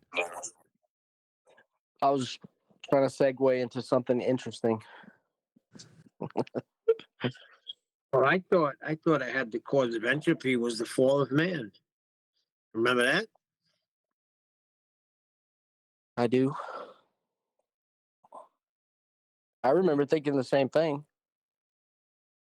It makes sense if we have to assume some things, though, because we aren't told directly, so we can infer. But what we can infer is that the ground wasn't cursed until Adam sinned. The curse of the ground could be considered the beginning of entropy. But that would only apply to the ground because it was specifically because Adam was made from it. That's why it was cursed. So, yet does anything in the sky experience entropy? As far as the stars have not slowed down, the sun and the moon haven't slowed down. They haven't lost their light, as far as anybody can prove. Even the gases go through cycles. Yeah, it's a giant terrarium. Right. Well, what I mean by that is, when we describe the process of entropy, that process cyclically ends at the point it goes through a phase change, right? So, in other words, what you've just described is still typically going to accurately describe entropy, because once something leaves the ground and enters the air in your description, well, then as it goes up, it undergoes a phase change in the case of the water cycle, and then just comes back down again and goes through the whole thing again. So it's cyclical, right? When are you going to experience the death of water? Well, the thing is that every time there's a phase change, there's a little bit of loss of energy in the form of heat. This is why physicists talk about heat death of the universe, because every time something happens, some energy is lost, even if it's a minuscule amount. So that would be entropy, that loss of energy in the form of heat, because it's going from order to disorder. And the disorder would be what I think might have started with the cursing of the ground. But I can't prove that. It's just a theory, because we aren't told. Well, just to respond and back you up again, would elastic collisions not defy that, though? Maybe not. I don't know, because I'm just going by the law of entropy as it's defined. Wouldn't there have to be some loss of energy?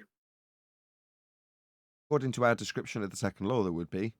But according to our observations of our gases actually behaving, there is no loss of energy when they collide with each other or the walls of the container. So, no. Right. So there's observation and then the theory. So what I'm going by is the theory. So, yeah, maybe entropy isn't as much of a law as they like us to believe, but it's a rule of thumb, I would say. It's what they think they should observe, and they sometimes, depending on the amount of energy loss, they can observe it. But I mean, like, hitting your brakes in the car, you're going to lose energy as heat. So, yeah, for the most part, but when you get down to hypothetical situations, which most of these laws turn out to be hypothetical, like ideal gas law, then it's anybody's guess. Absolutely. It's our best description of it. That's all it is. Our best description of that which we observe to occur always. How are you defining entropy first? Like, I'm not really heard anybody define what they mean. Because hot would have always moved to cold, even before the ground was cursed. It's my best guess.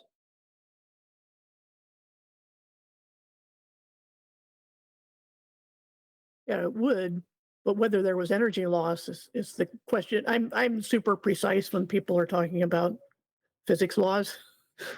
Right. Well, the way they define it now is with microstates, right? Right.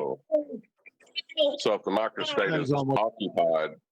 No, that depends on what you're talking about. Classical thermodynamics is the dispersal of energy from localized to spread out at a given temperature.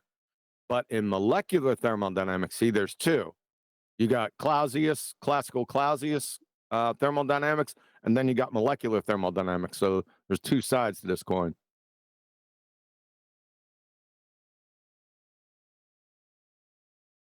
And if I'm not mistaken, in Scripture, in the New Testament, they talk about that the second. No, of course they don't say the second law.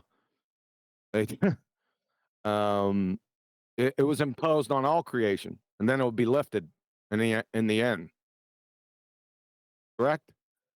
Right. All of nature groans as it and suffers while it's waiting for everything to be revealed, something like that. Yeah. When was the ground cursed? That's new to me. I've never heard that phraseology before. It's in Genesis 3. Yeah, Genesis 3. Oh, yeah, okay. cursed is the ground because of you. You will, that he'll have to scratch the ground to get his food, and that by the sweat of his toil, yeah, all that. Yep. Oh wow. But Cursed he is the didn't ground because of you. Wow. Yeah, because you were made from it. I thought we already went over this like 6 years ago. He didn't curse Oh man, yeah. no. It was strictly speaking, Eve's fault, though, right? No, don't get me started.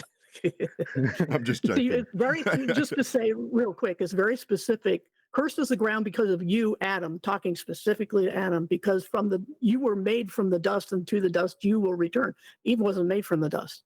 But what Adam heard that's basically Eve's fault.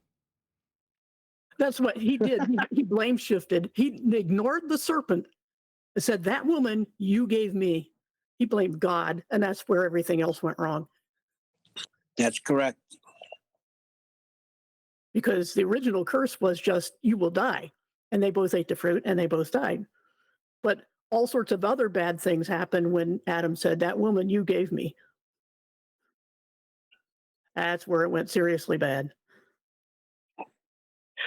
She was truly deceived, right? He was an outright rebellion. The ground was cursed because of him. Yep, it says, you listen to the voice of your wife, which means he was right there with her while she was being beguiled, said nothing, did nothing, ate the fruit without question, and then blamed God.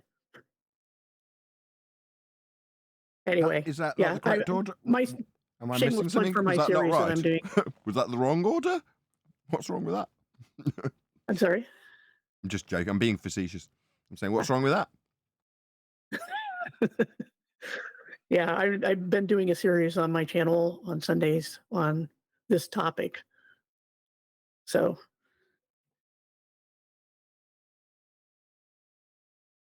And now we scratch the ground. I'd be interested to know what it would be like before that, right? So obviously we can easily relate that to how we live now. But prior to that moment, if we are to, for the sake of argument, all agree that that is the birth of entropy, if you will, what was it like before? Obviously, we've got the description from the Bible of how fruitful it was, but it is intriguing if there's a fundamental change in terms of how the world actually works at that point, and that's precisely what you're detailing, right?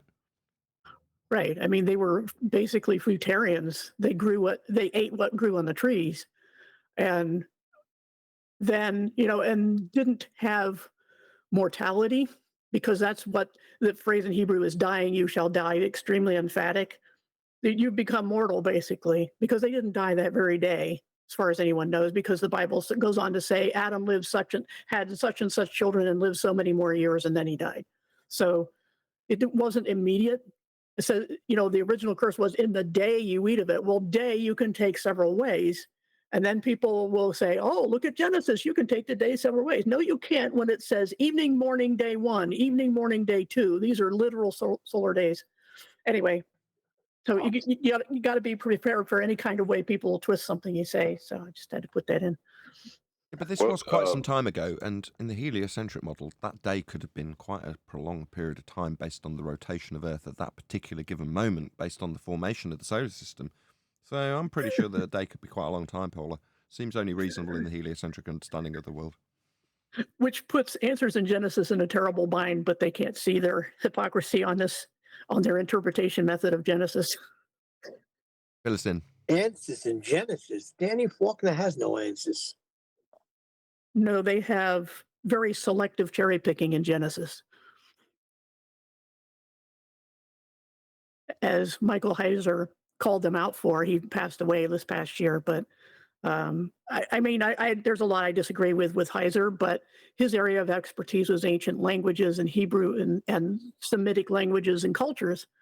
And he said, he's the one who came up with the idea for that typical thing we see of a biblical earth, biblical cosmology, where there's, basically the heavens above, and he has a dome, and the stars are in the firmament, and we live on a flat plane and all that. He said, this is what the Bible says. He didn't believe it. Even as a Christian, he said, evolution above the Bible, basically. But the point he made for Answers in Genesis is you're being inconsistent because you're taking the times literally, but not the construction literally. What reason could you possibly have to take one and not the other? I know I'm asking. And of course, I know that's the ultimate question, hence me interrupting without too much guilt. But there is no answer to that, right? And their justification will always be unreasonable, will it not? Because why would you? Right. You can't call yourself a Christian at that point and say, I cherry pick this information because of my other belief. It's almost sacrilegious, is it not? Right. It's like I say, the Bible is not a science textbook, but they treat science textbooks like the Bible. That is their ultimate authority because they make the Bible bow to it. They reinterpret everything according to today's current cosmology. So I have a problem with anybody who does that. Well, then you get to the list of things that are reversed from the Bible, don't you? In other words, when they imply their own interpretation based on heliocentrism, you end up with a lot of the things that the Bible does say being in complete 180-degree contrast to what their rhetoric states. Right. For example, you mean that same cosmology that they say is off by a factor of 10 to the 120? That one? These people will still justify that being off by that massive factor over and above their book that they hold most sacred. It just makes no sense. But go ahead, Paula. I was just going to say, for an example, like in the 10 Commandments, it says, honor the Sabbath day, for in 6 days God made the heavens and the earth and rested on the seventh. It wasn't 6 eons. It wasn't 6 stages of evolution. It was 6 days. The 7-day week is based on that. Nobody says it's representative either. Well, no, you work 6 billion years and then you take the next billion years off. So get back to work. That feels like my life now. Oh, sorry, I got a phone call. I was going to say, I already used that joke while Paula picks up a call. Yeah, you can spin out your old heliocentric rhetoric and incorporate it in between the lines of the Bible. The problem being that it then reverses the meanings of the actual words that the Bible uses and makes them contrast with what you're claiming by, like I say, 180 degrees. So I've seen many lists of people providing what does the Bible actually say in this respect? What does the current rhetoric of heliocentrism say in this respect?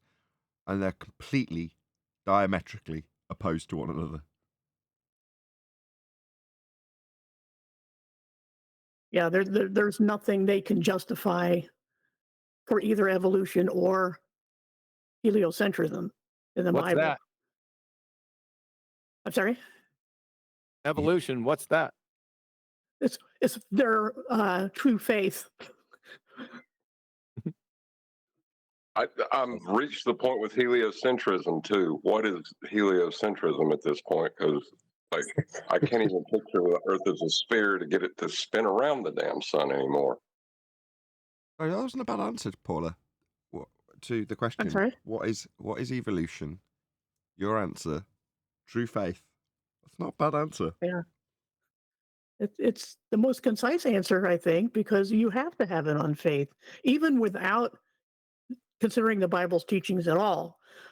Just looking at the evidence, the evidence, for example, the fossil record. It's like, well, you say it's because simple things are deeper in the rock, therefore they're older, and therefore they changed into these other things.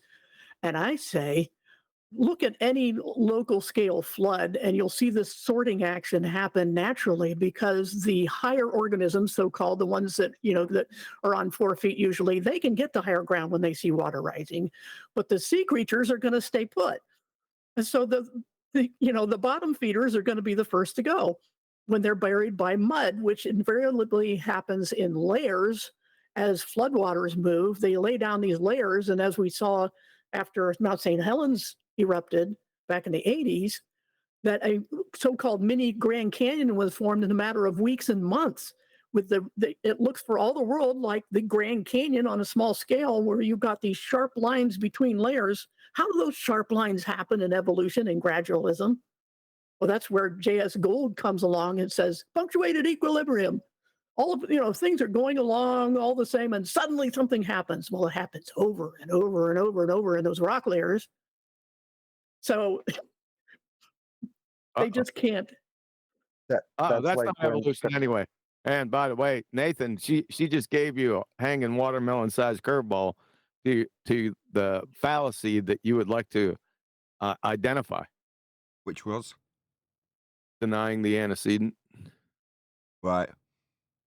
Obviously, I didn't spot it. It rears its head. It was right there for you, and you let it go. I didn't even spot it.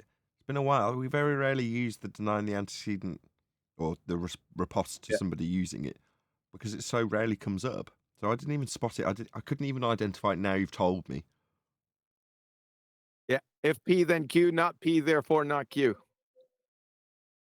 If they're buried together, P, then they both existed together. Right, when Q. you got to how deep they are, right?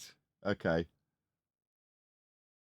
Yeah, which is a classic, what they call a tautology or circular reasoning. When like, for example, when somebody would say, I found this artifact in this rock, and they'll say, what rock did you find it in? And tell you how old it is. And then you say, how do you know how old the rock is? Well, by the fossil you found in it.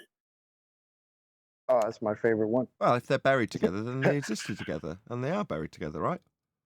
But yeah, I mean, but fossilization is really rapid. It can be really rapid. That was just what I was going to say. If fossilization has to happen rapidly, you have to have it sealed off from predators and so forth in a short time, and then leave it alone. I mean, they found miners' hats that have been completely fossilized that are less than 100 years old.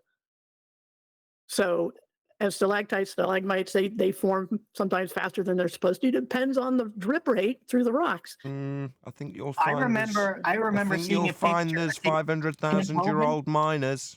I'm pretty sure that's what that's pointing towards. I've seen some, I think.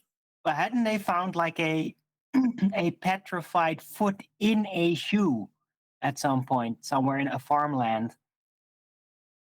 Like it just broke off and then sank into the swamp, petrified really quickly, so that it, even though it were two different things, a foot and a shoe, they petrified together as one. Where was the rest of the person? Did they just not notice? Did they just hobble away, not realizing? No, they lost a foot and probably went to a hospital if they were lucky. Any news on the soft tissue front? Yeah, have we found any more soft tissue in fossils? What was that lady's name, Chewy? Mary Schweitzer or something like that? Because they claim radiometric decay, right? That's how they date the rocks initially. Someone said bone. Yeah, it was a bone they were talking about with Mary Schweitzer. They still try to hem and haw and find a reason and then just say, well, I guess it doesn't happen. It can last longer than we thought. All evidence to the contrary. Oh. They just make up stuff. Well, they wouldn't do the carbon dating.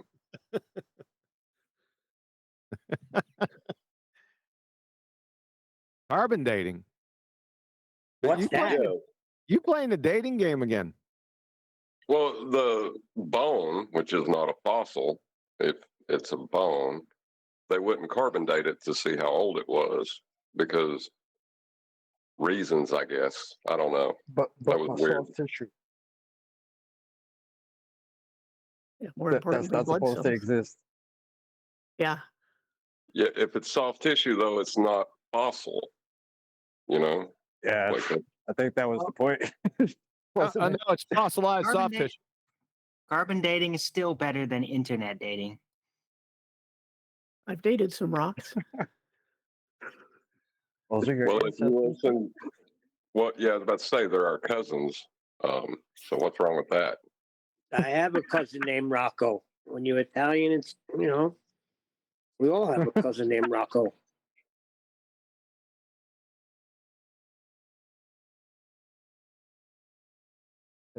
Just in case anybody's lost. A quote from Dr. Michelle Dollar. When you see a rock on the mountainside, those are your cousins too.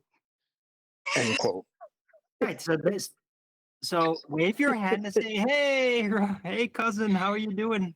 Oh, you were gonna say Rocco. Every time.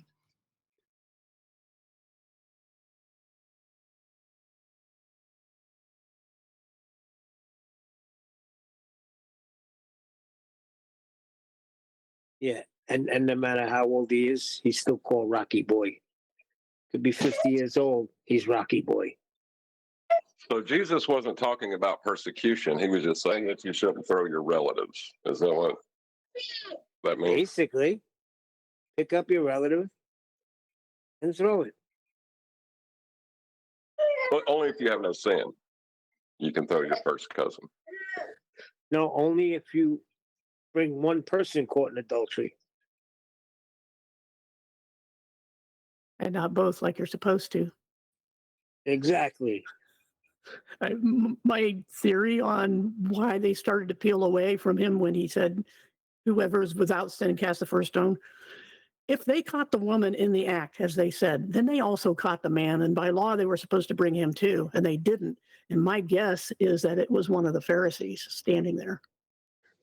Ooh, that would be just like them, wouldn't it? Yes, it would. Hypocrites to the core. And they were doing it. He probably went and found this girl so he could trap Jesus. I wouldn't put that past them.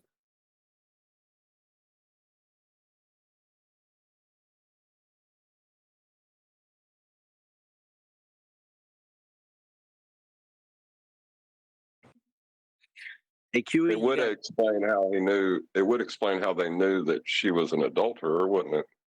Right. They said they caught her in the very act. So where was the guy? Huey's got the Globe Terminators. That website's awesome. I wonder if you have like your evolution arguments, QE. I know you've been at it a long time.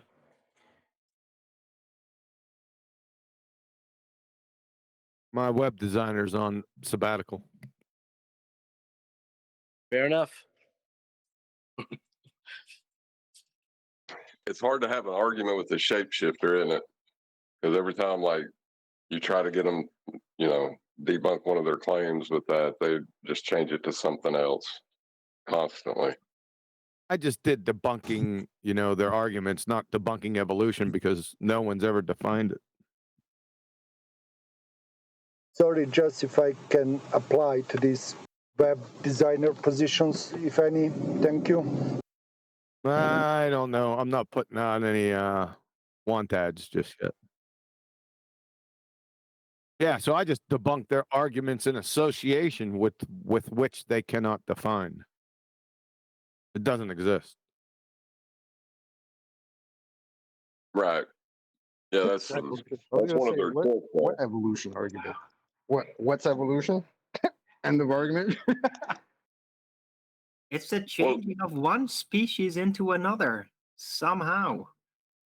Now, that's begging the question off a man-made convention. That's not a scientific theory.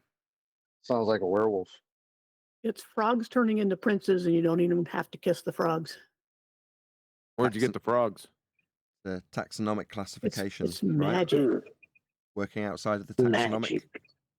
Am I right? Again? You're just working outside of the convention that is defining what these things are in groups, i.e. the taxonomic classification system. Is that correct? Correct. I think my favorite one was I can't remember which baller it was. He was trying to argue with QE about it, and he said that genetic mutation was the cause of genes. It's like, That was genius. Well, not genius. It was embarrassing if he listened back at all to what he said. Who was Venom or that? Stonewash? Well, who was that? Do you remember Kiwi? I can't remember his name. He was one of the ones that comes Show. here though. Yeah, I think you're right. Show. That's legit.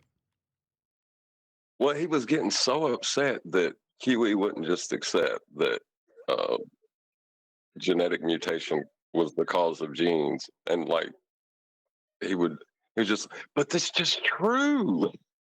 It's Yeah, the but straight how can line it create hurricane guy. itself?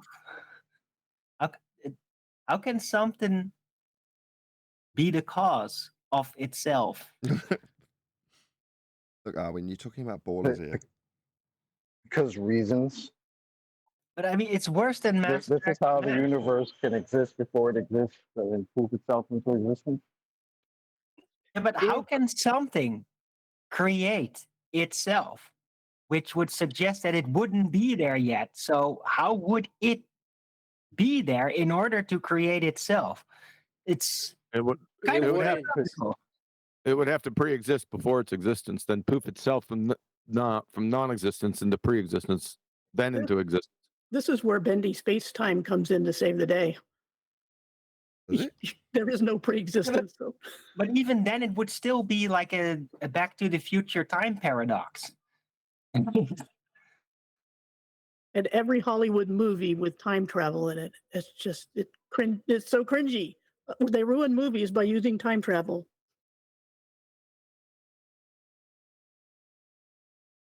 Yeah. I like it can be done tastefully, but it is just cinematics. I mean, it's just like outer space. You know? Did you see Flash? That's a whole time travel movie. I want to, but I don't. But Yeah, I because do. of the guy, right?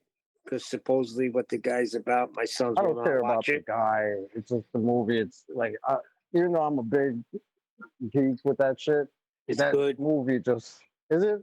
Yeah, I got to see it. It's really good, man. It's But did you really ever- good. You want to see an interesting time-related movie, science fiction? Then watch Tenet. That thing, now that's interesting and freaky. Yeah, but Chocolate, you'll like the Flash. What's his name? The original Batman is in there. Well, that's one of the reasons I do want to see it. Too. Oh, it's really My good. boy Michael Keaton coming back. Yeah, it's good. What bothers me about the time travel things, though, is somebody always remembers. How the heck is that possible? Yeah. In their fantasy. One Somebody person will remembers. And it's the consciousness exemption, right? The consciousness can bypass it somehow magically because that's very convenient for the story. Isn't that what they call a deus ex machina, the ghost in the machine, that like you have, a certain, like a novel that goes on, and then at the end, some new character is introduced that solves the whole problem. Well, Well, that's didn't what they happens say- in the Flash. You have a scene, the worlds collide. I don't want to ruin it, but you have a scene with what's his name as Superman. What's that guy? Gosh, I forgot his name. Not Christopher Reeve, right? No, he was supposed to play Superman, but it never took off. Cage, you're not talking about Cage. Yeah, Nicolas Cage. What? Really? All right, you said too Yeah. much. All right, I need you to shut you up. gotta now. see it, bro. What? Yeah, it's true. He was supposed to be That's hilarious. Superman, but what's his name? Who's the guy that was directing it? That was Burton, right? Yeah. Yeah, that he was supposed to play him at some point, yes. But I did hear that as a rumor, as far as him being in that. But not anymore. Thanks, Neil. Appreciate that. Hey, just to get back to what Paula said right quick about somebody always remembering, because there's people out there that assert the Mandela effect is the past changing. How do you remember if the past has changed? Because you're That's now why from another dimension. It's very simple. I mean, or it's all just psychological and you have an aesthetic memory that remembers things the way you feel it's supposed to be instead of the way it really was. Yeah, like chocolate swears that Darth Vader said, "Luke, I am your father." I mean, I was hoping Paula would address that. I said that like within 12 hours of first seeing that actual movie. Well, as Paula's here, and she probably has the single best take on Mandela effect, because number one, she acknowledges it as real, but number two, has a very different spin to the average Joe Normie's idiot ideas about what the Mandela effect is. So if she's willing, it'd be great to hear Paula's explanation of what the Mandela effect is, because I completely agree with it. Yeah, you actually interviewed me on that years ago. Oh, really? But, Did I? I should remember that, but there we go. Okay, great. yeah, because I did that video on my channel, and you wanted me to talk about it. I could get the link later. I don't know where I'm going to put it, but anyway, just if you go to my channel and search on Mandela, you'll find it. It has a kind of a blurry picture of Mandela on the front. It's kind of gray, but anyway, basically, I came across this site that purports to be the originator of the term Mandela effect. And they were a group of psychology students, I think, in college, and they got used to, for fun, sit around and do all these hypothetical discussions and talk about anomalies, things that defied explanation. And this was one of them where they thought it was an interesting thing to talk about, but never in their wildest dreams did they consider that there were actual multiple timelines, or that some magical property was actually going back and changing the books on your shelves, which would change all the page numbers and on all these things. And while there are things that I certainly, I have noticed myself, such as when people talk about Dolly's braces in that Moonraker video, I think it was Moonraker. Mm-hmm. It absolutely is the plot. The whole point of her smiling at the end was to show her braces because she had metal teeth like Jaws, right? But No.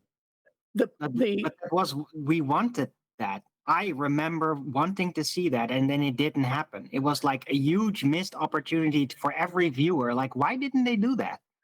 Right, and the thing is, the way my brain remembers it was that she had braces because it made sense. But I always tell this story from my early childhood that throws a wrench in all of that. Is that I have a distinct memory of, in our very first house, of taking our family cat and throwing it over the balcony to see if it really did land on its feet, because we were kids and we didn't think about what we were doing.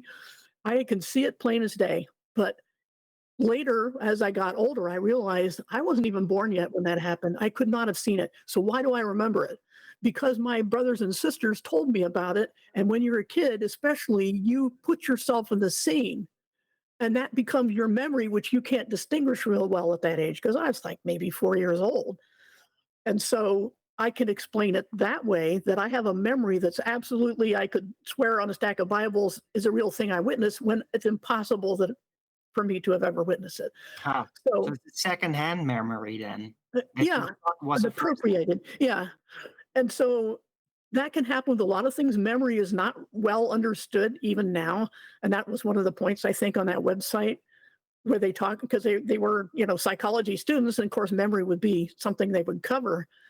And it's changeable. And your brain, as it kind of maintains itself.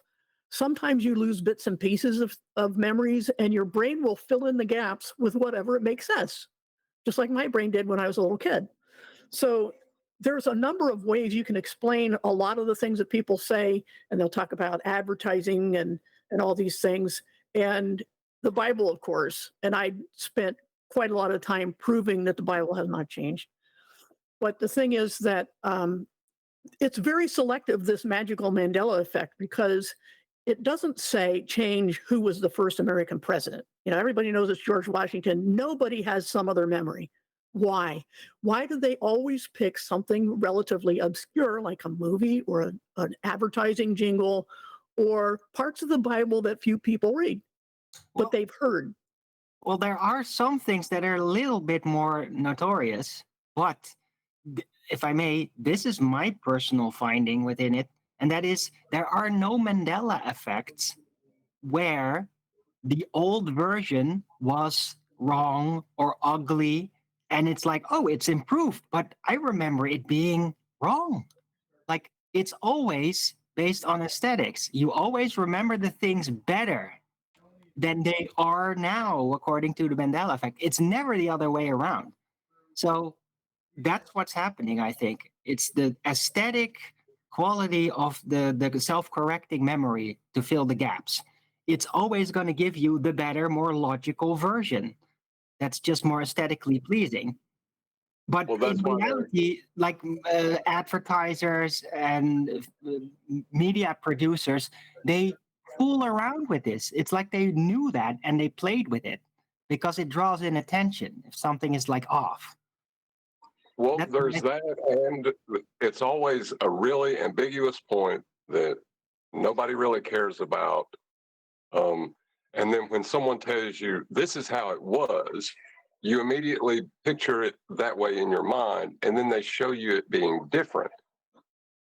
It's a mental trick, is all it I is. don't know about that because It's aesthetic correction.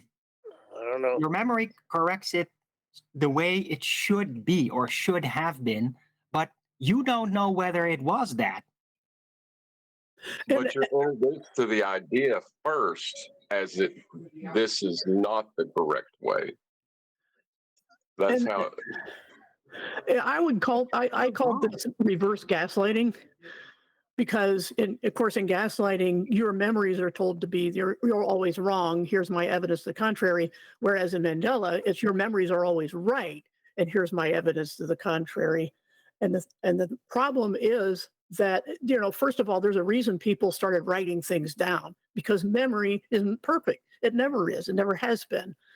And so people write things down. So because the evidence that if you chisel something in stone, it's not going to change. Well, according to Mandela, it can, which is the fundamental flaw of that theory, in my opinion, because if the evidence itself can change, you can never prove or disprove anything.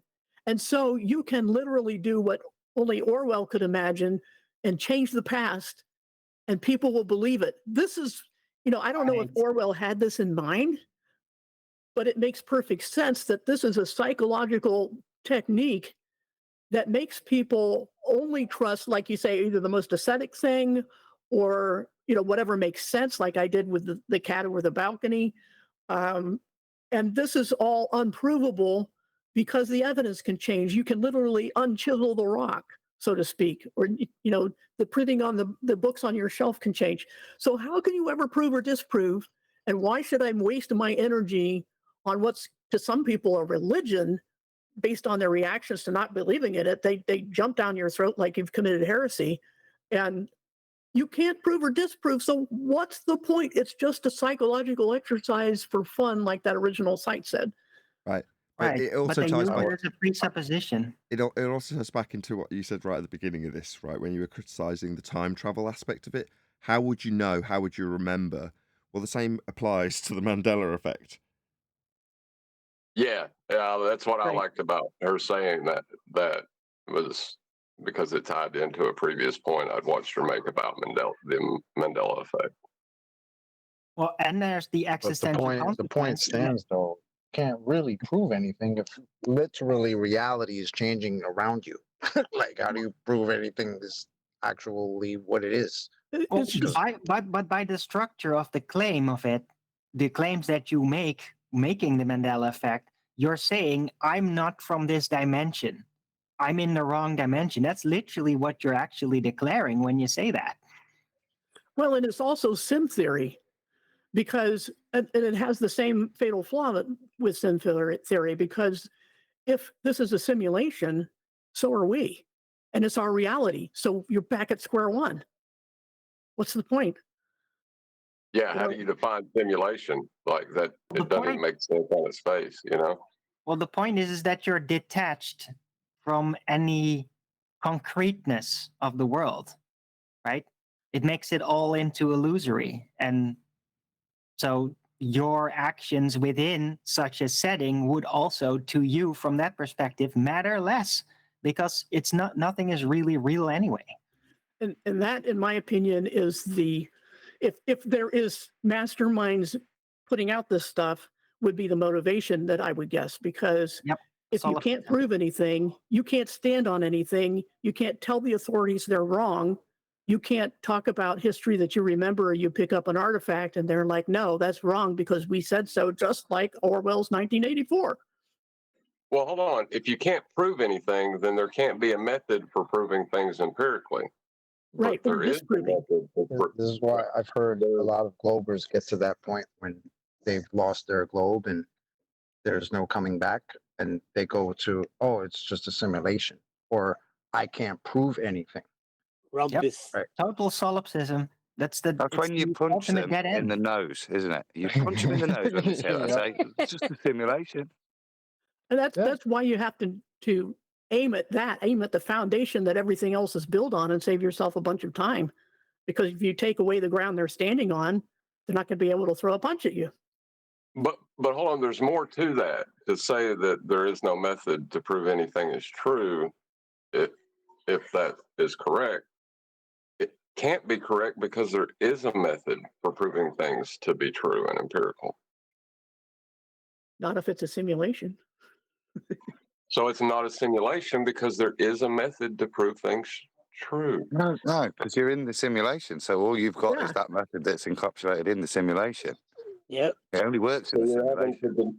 You're having to Okay, all right. We can scientific easily method. spiral down the paradox trail. We'll be here for hours. Let's not do that. Well, what I'm saying though is you're having to deny the scientific method at that point.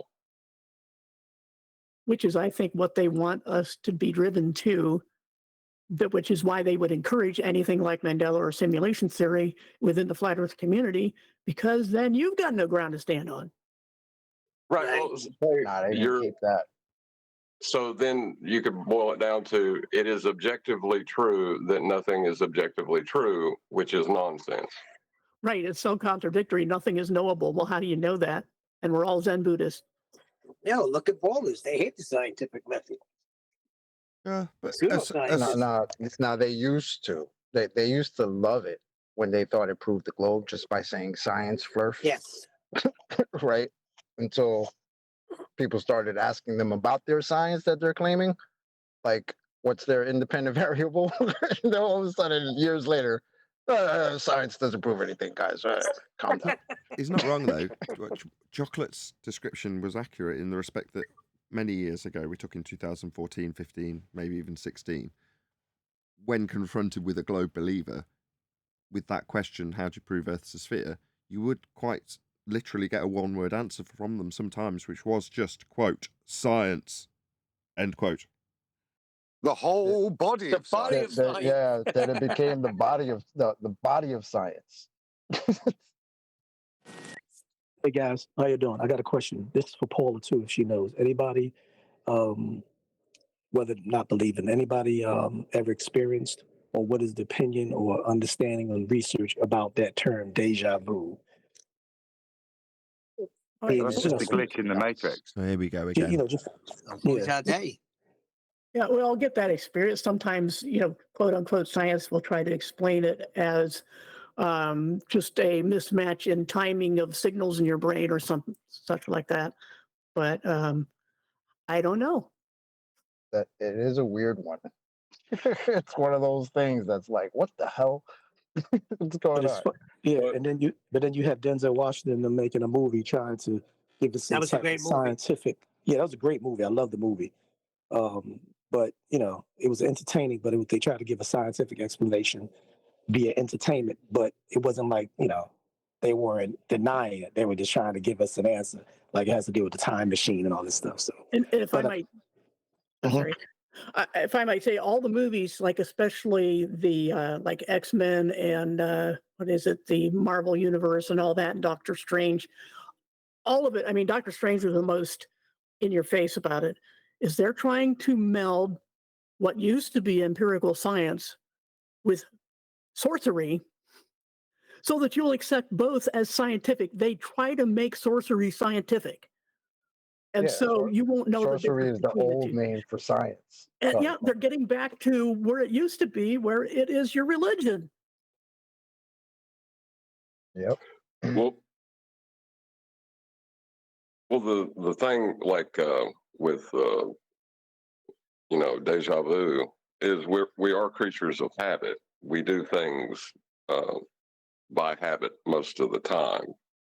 So why would you not feel like you've done something before, if not Yeah, similar? Like I but don't see it. when it hits Why you would at you a not feel point, that? sorry, John. I was just gonna say when it hits you at a point when you know you have not done this before, for a fact, there's no way, but you're having that sensation. It's very weird. It's like you had a Yeah. premonition, like you had a dream of it, and you just remember Let's that not get as into it's about dreaming to because that's happen. a whole other thing. What about That's what Vujade? I think is a deja vu. That's for me what the deja vu is. It's like I remember Mhm. this. So you think it's something you dreamed before, and then now it's happening, like a Yeah, premonition. yeah. Possible, because Okay. who the hell knows what dreams are? Yeah. Well, say I walk up a rocky cliff every day on my way to work, right? And I get the feeling that I'm going to fall, which causes me to lose my concentration and I stumble. Did I fall because of the deja vu? Or did I have deja vu that I was getting ready to fall? Yes and yes.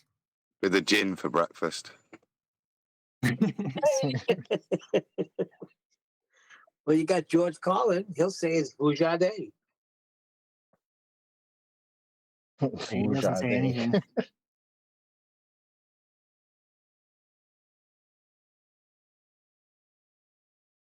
It's just a glitch in the matrix, guys.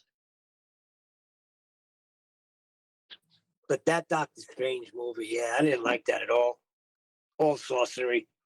I think you're right, Paula. I mean, it used to be I would think watch these movies and think, well, they're just pushing evolution. Obviously, all the space movies and stuff like that.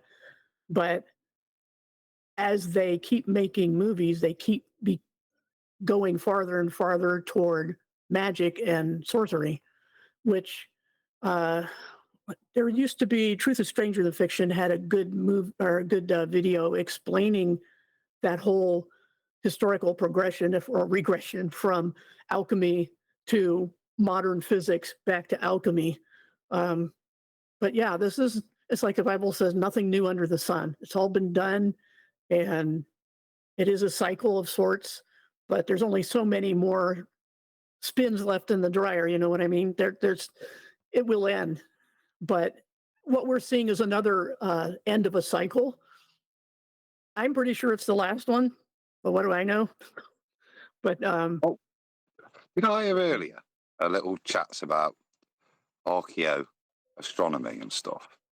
I think the guy that was on was kind of, that was a title I heard you guys. I only heard bits of a go at, but if you look at that, Paula, yeah, I was watching thing the other day. The Piscean link is marked part of the statements of it, certainly in the Welsh. That's what I'm looking at the moment. Describe this as the last epoch. This one. So from the ancient Welsh, the formation of the star sign and its interpreted symbolic means it's Piscean, but also it means it's the last in the cycle, which I find interesting because that again wouldn't it fit our biblical understanding? Yeah, of course, I'm coming from the biblical prophecy angle and just watching. I don't agree with anybody, just for the record, that sets dates. I look at events and trends and political alignments and all these things that are happening and going, yeah, we can already see we're falling off the edge into complete worldwide tyranny. And they have the technology to do what things were probably being done before the flood, which caused the world to be flooded because the earth was filled with violence, was the stated reason that people were just so wicked and there was violence everywhere. And that, of course, there were giants in those days, but now we have them pushing the UFOs, which, again, as another thread of this was Werner von Braun's statement to his, I don't know if she was an assistant or what, that I can't think of her name, the blonde lady, but she said that the UFO alien deception would be the last. That we also have, for what it's worth, there's some Catholic prophecy of the last pope, which there have been Christian writers trying to capitalize on that and say, this is the guy. Oh, no, wait, I was wrong. It's this guy, which is why I don't set dates. But just looking at the path we took to get here, how the conditions are that match what the Bible says they would be before the end, I'm quite certain that life as we know it can't go on much longer. It's been lined because up for a of- long time too. So Yeah. I was watching just this morning a video showing families from the late 70s coming out of movie theatres having been shown Alien, or going and paying their $4 to go and watch Alien as a family. And even though it was a R-rated movie, these families are taking their 5 and 6-year-olds to see Alien. And there's a news reporter outside the cinema getting their reactions to the movie as they come out. And one of the questions she's asking is, do you feel it's appropriate that you've shown your 5-year-old this movie? And then she'll get permission and ask the 5-year-old what they thought of the movie. In one instance, right, the guy said, I think it's very important that my son sees this movie. I want him to understand what is possible in our world. That's back in the 70s. Wow. Now that kid getting that information at that age is all grown up now. Kids of his own, ready to tell him about the alien invasion, right? It's all been primed nicely.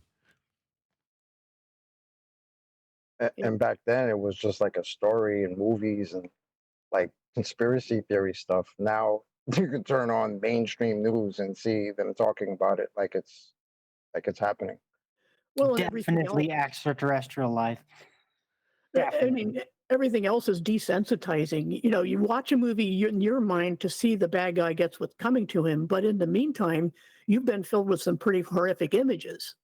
And that's what the goal of the movies are, to fill your mind with that stuff so you're desensitized. So when the beast takes over overtly, you'll go right along with it because you've been used to it for generations. And that's another sign to me, is the degrading of the human psyche, the soul, to accept the most degrading things as normal. That's what I call it Subconscious programming. Right? The normalization. TV programming. Subconscious When I normalization. was like 7 or 8, my parents took me to see RoboCop, who was shooting people's legs off and stuff, and I turned out all right. I'm not running around shooting nobody in the face. Well, I think a lot of it has to do with degradation of morals, because if you can't rely on your neighbor to be a good person, then you need an outside force to keep them in line, right? So government is kind of feeding into it, because the more they can degrade the morals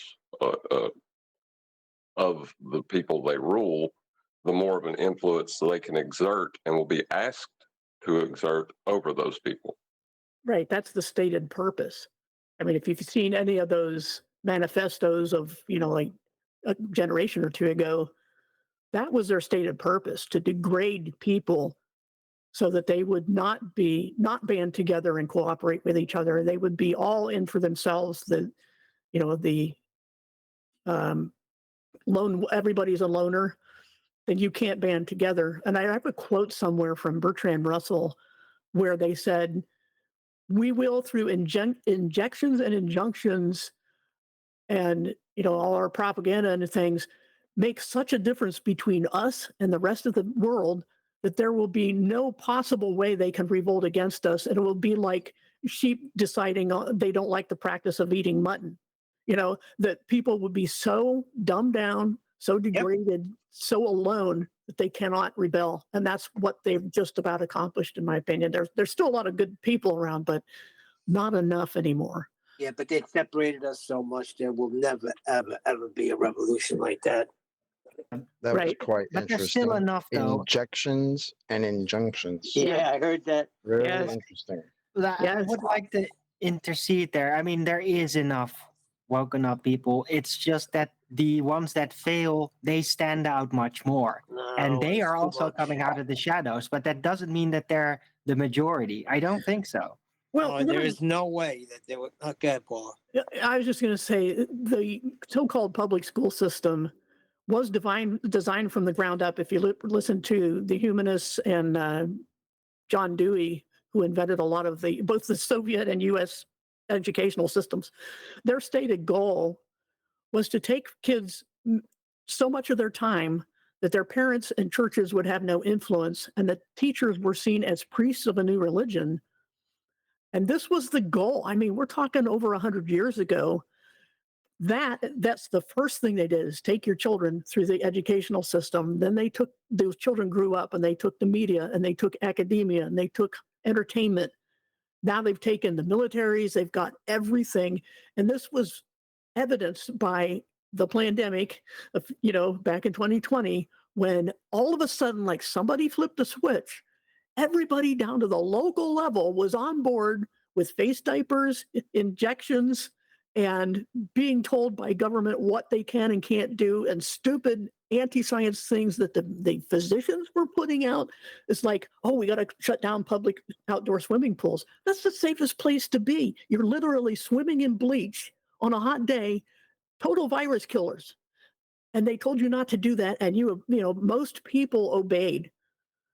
And that's what was the scariest thing about it. It wasn't the shots or anything. It was how compliant everybody was. And how they fought for it too. And the beaches. Yeah, They fought me. Remember when they shut down turned the on their beach? own neighbors. They shut down beaches. So the same thing applies. I know your synthetic example still stands, but by the same token, I remember going into the sea when you were a kid and you were roughed up, me and my brother fighting or whatever. You go in the sea, it hurts for a second, stings, and then you come out and your wounds are healed. But they shut down the beaches, remember? Oh, yeah. Yeah. And they have admitted that the whole purpose of the lockdowns and the masks was just to get people compliant, just to see how effective that is. It was another test run, and probably a final one, because they know they've got us down to the local level, to the level of neighborhoods. Yeah, but they already We're done it. working on it right They've now. already had We one didn't test have run to done. right now on the new Sorry, I thing. just want to So drop this in. Can I give you a quote from 2009? Just before you do, Colonel can I just Gaddafi? before you do, I just want to drop one thing in. It wasn't the first test run. So the first test run was done out in the Far East, and I caught the tail end of it. And rather than COVID-19, it was SARS-CoV. But they did the exact same thing. So I caught the tail end of it and saw people disinfecting their tables and chairs and wearing masks and all the rest of it. And it made no sense. And at the time, what we were getting here in the news was we were told that the Far East was suffering air pollution, and that is why they were all wearing masks. Total lie. They were wearing masks because of SARS, and they were undergoing the same exact thing that we just underwent. yeah, I remember that. Go ahead, Adam. So it goes. It goes. So this relates to that. This is Gaddafi before he was, whilst he was rebuilding a nation and pillarizing. These are one of the quotes that I think was why we saw the demise. So we are addressing the phenomena of piracy and terrorism in the wrong way. Today there is swine flu. Perhaps tomorrow, fish flu. Because sometimes we produce viruses by controlling them. It is a commercial business. Capitalist companies produce viruses so they can generate and sell vaccinations. 2009. That was Gorbachev. He's dead now, obviously. Yep. Mikhail Gorbachev. Gaddafi. Oh, Gaddafi. No, Gaddafi. Yeah. Gaddafi, bloody hell. Yeah, that Bertrand Russell quote was from the 50s. I think 57, if I'm not mistaken. No, the point being, you see, it's been long in the plan, Bertrand Russell, and then you get brave people that speak up and oppose it, and you see what happens to them. They're vilified and then strung up. Yeah, but the people went masses. into it on their own. They didn't have to lock. They didn't have to close their stores. They didn't have to wear masks. We did it. Well, That's the point, the Neil. next That's the stage, whole wasn't it? point. To Yeah, test. I know that's the point. The point is to Trying test. to wake people up. No. Well, you tell me that. We No. have to do That- it. no. They freaking did it and police Carry on. themselves. Bloody hell, It's Neil. ridiculous. The point is to test our compliance. How malleable are we? How easily will we be locked down out of our own volition, as you put it? Well, it's not of our own volition. Submissible.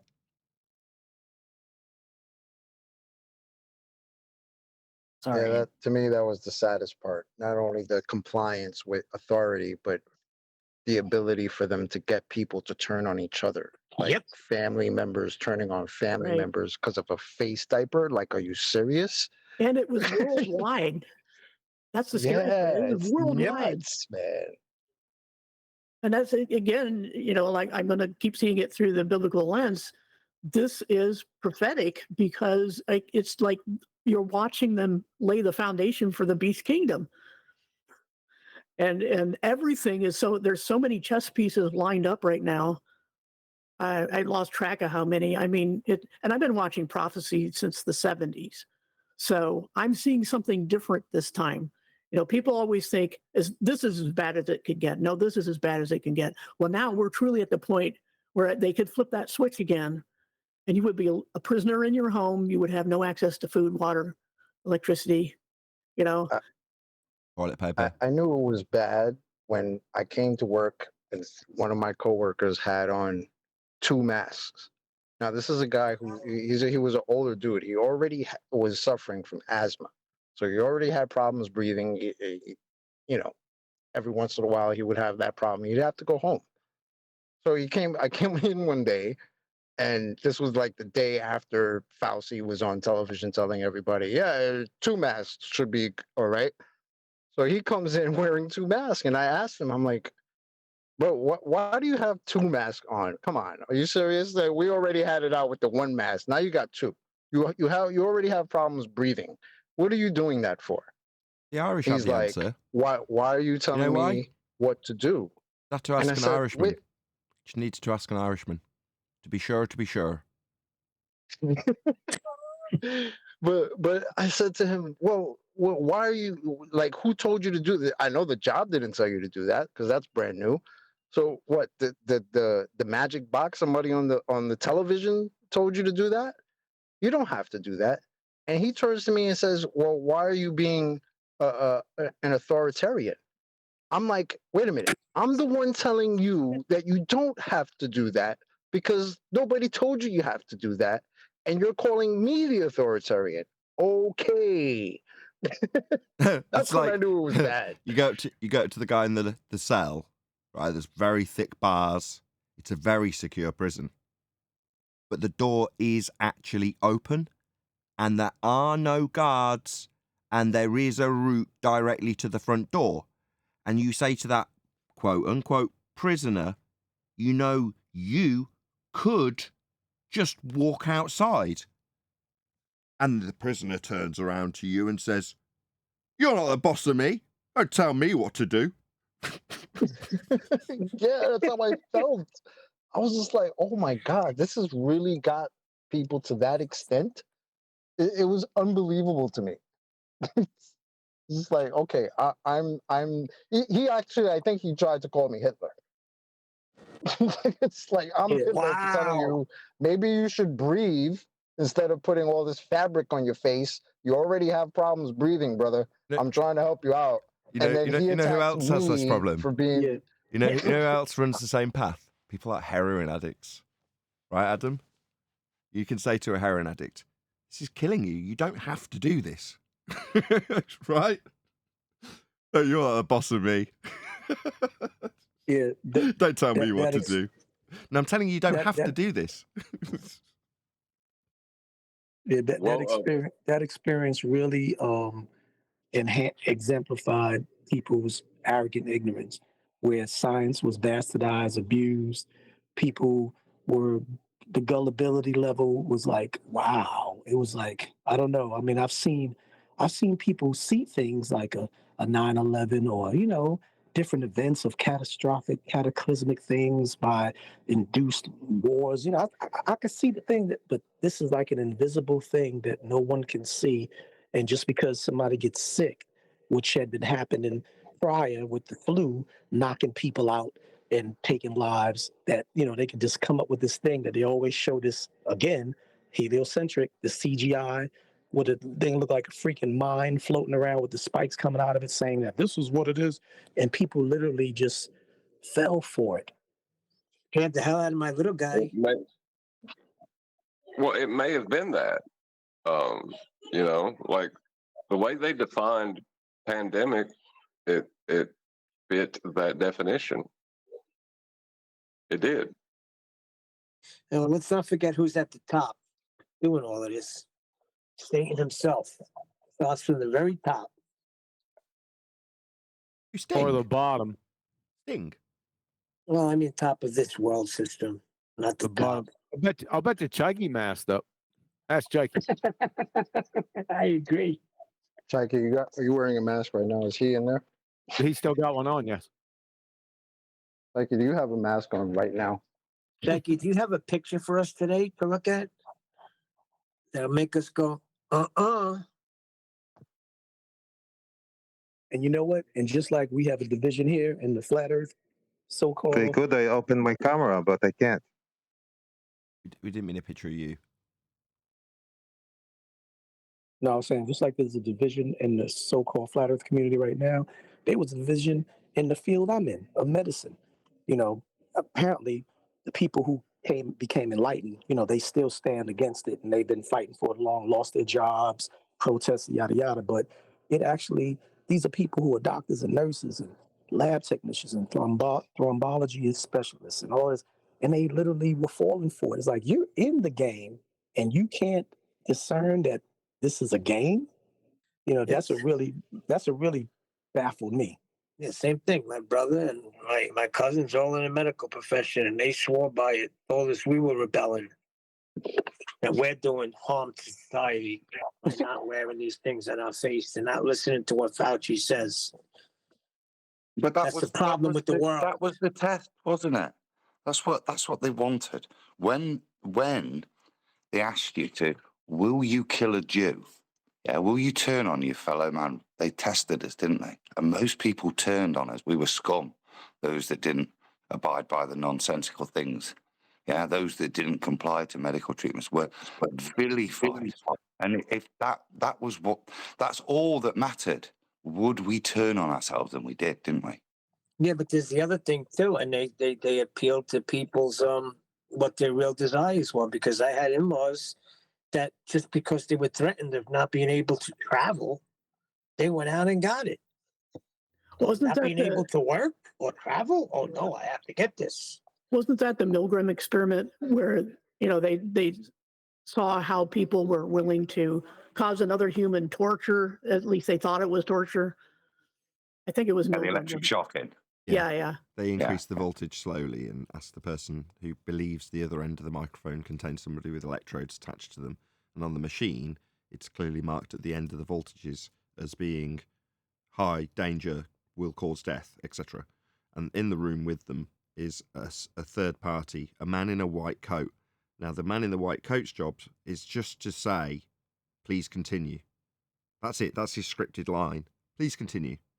So the person asks a question to the person on the other side of the machine, and if the answer is incorrect, then they shock them. And once they've shocked them at a particular voltage, they move up the scale to the next voltage to continue shocking them. Now, what the idea of the Milgram, I hate to use the word, but that's how they defined it, experiment, is claimed to show, is the idea of the third party, the guy in the white coat who says, please continue. So you don't look at the machine and go, danger of death, and think, person on the other side might get killed by this. You turn to the authority in the room and say, they got it wrong, and it's saying I should shock them, but it's a danger level. Answer from man in white coat. Please continue.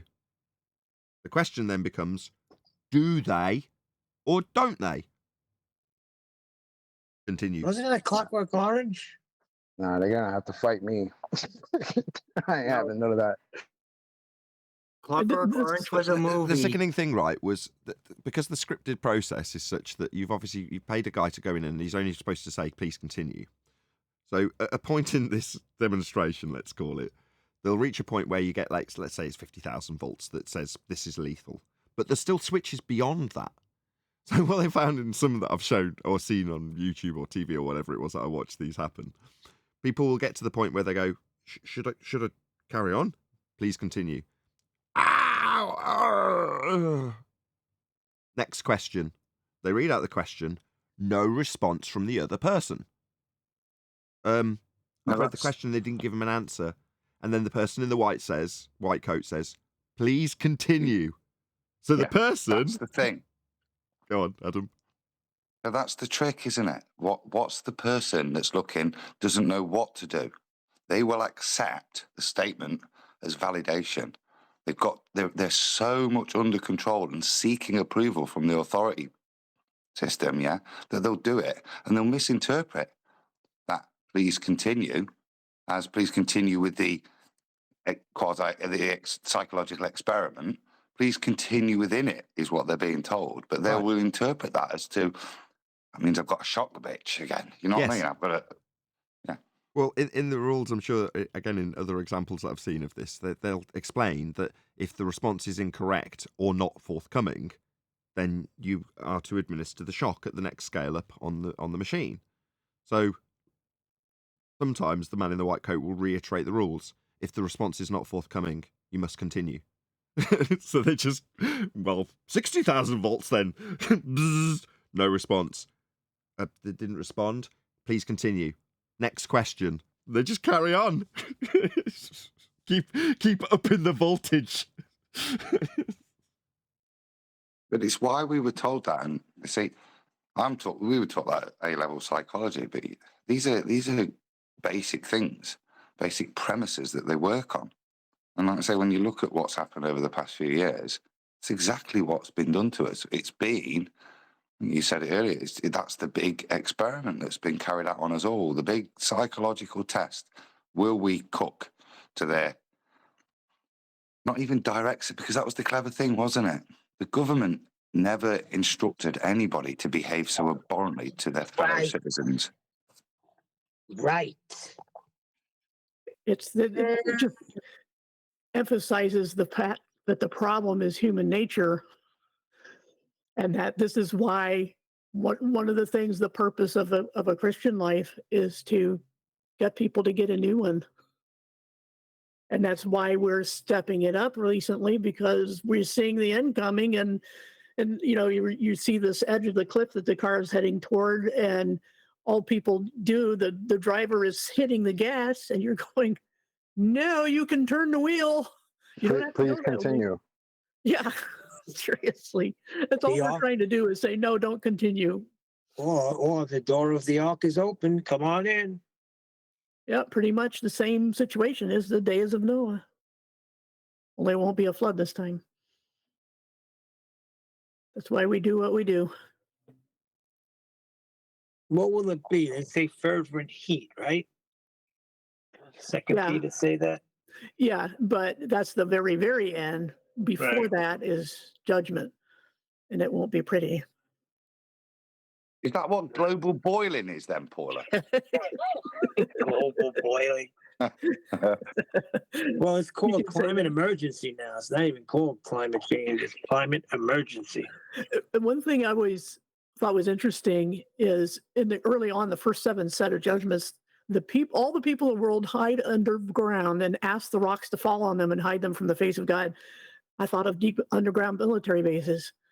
They're going to run to their bases underground and hide because they know it's Judgment Day. But that will elude them, right? They're escaping the wrath of the Lamb at that point, right? Well, they are trying. It won't work, but that's what they want. But we're just about there. And I have mounds and mounds of prophecy stuff if anybody wants to know how you avoid such a thing. But that's never the motivation I would tell anybody to follow Jesus. It's not because you're afraid of something. It's because you want to accept being adopted by God. Okay, so what is that? Some by fear. It talks about converting. Some by fear.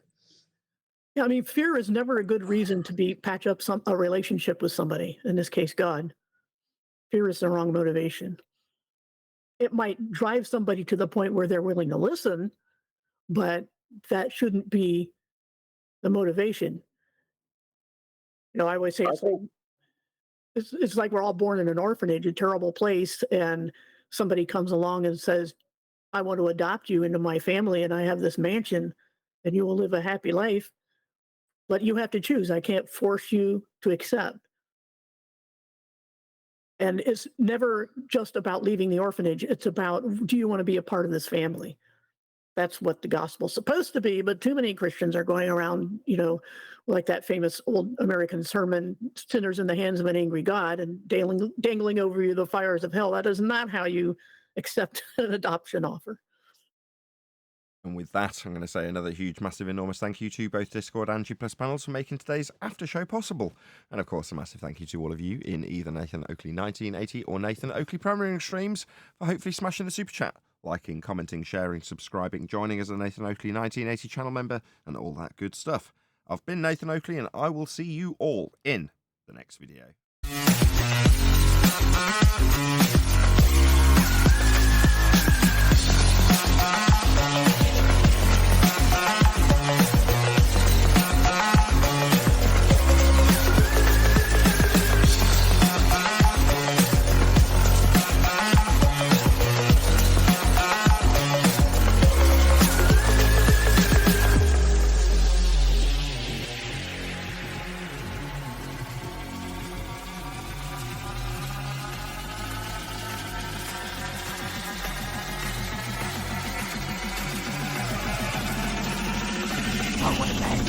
What a lovely day!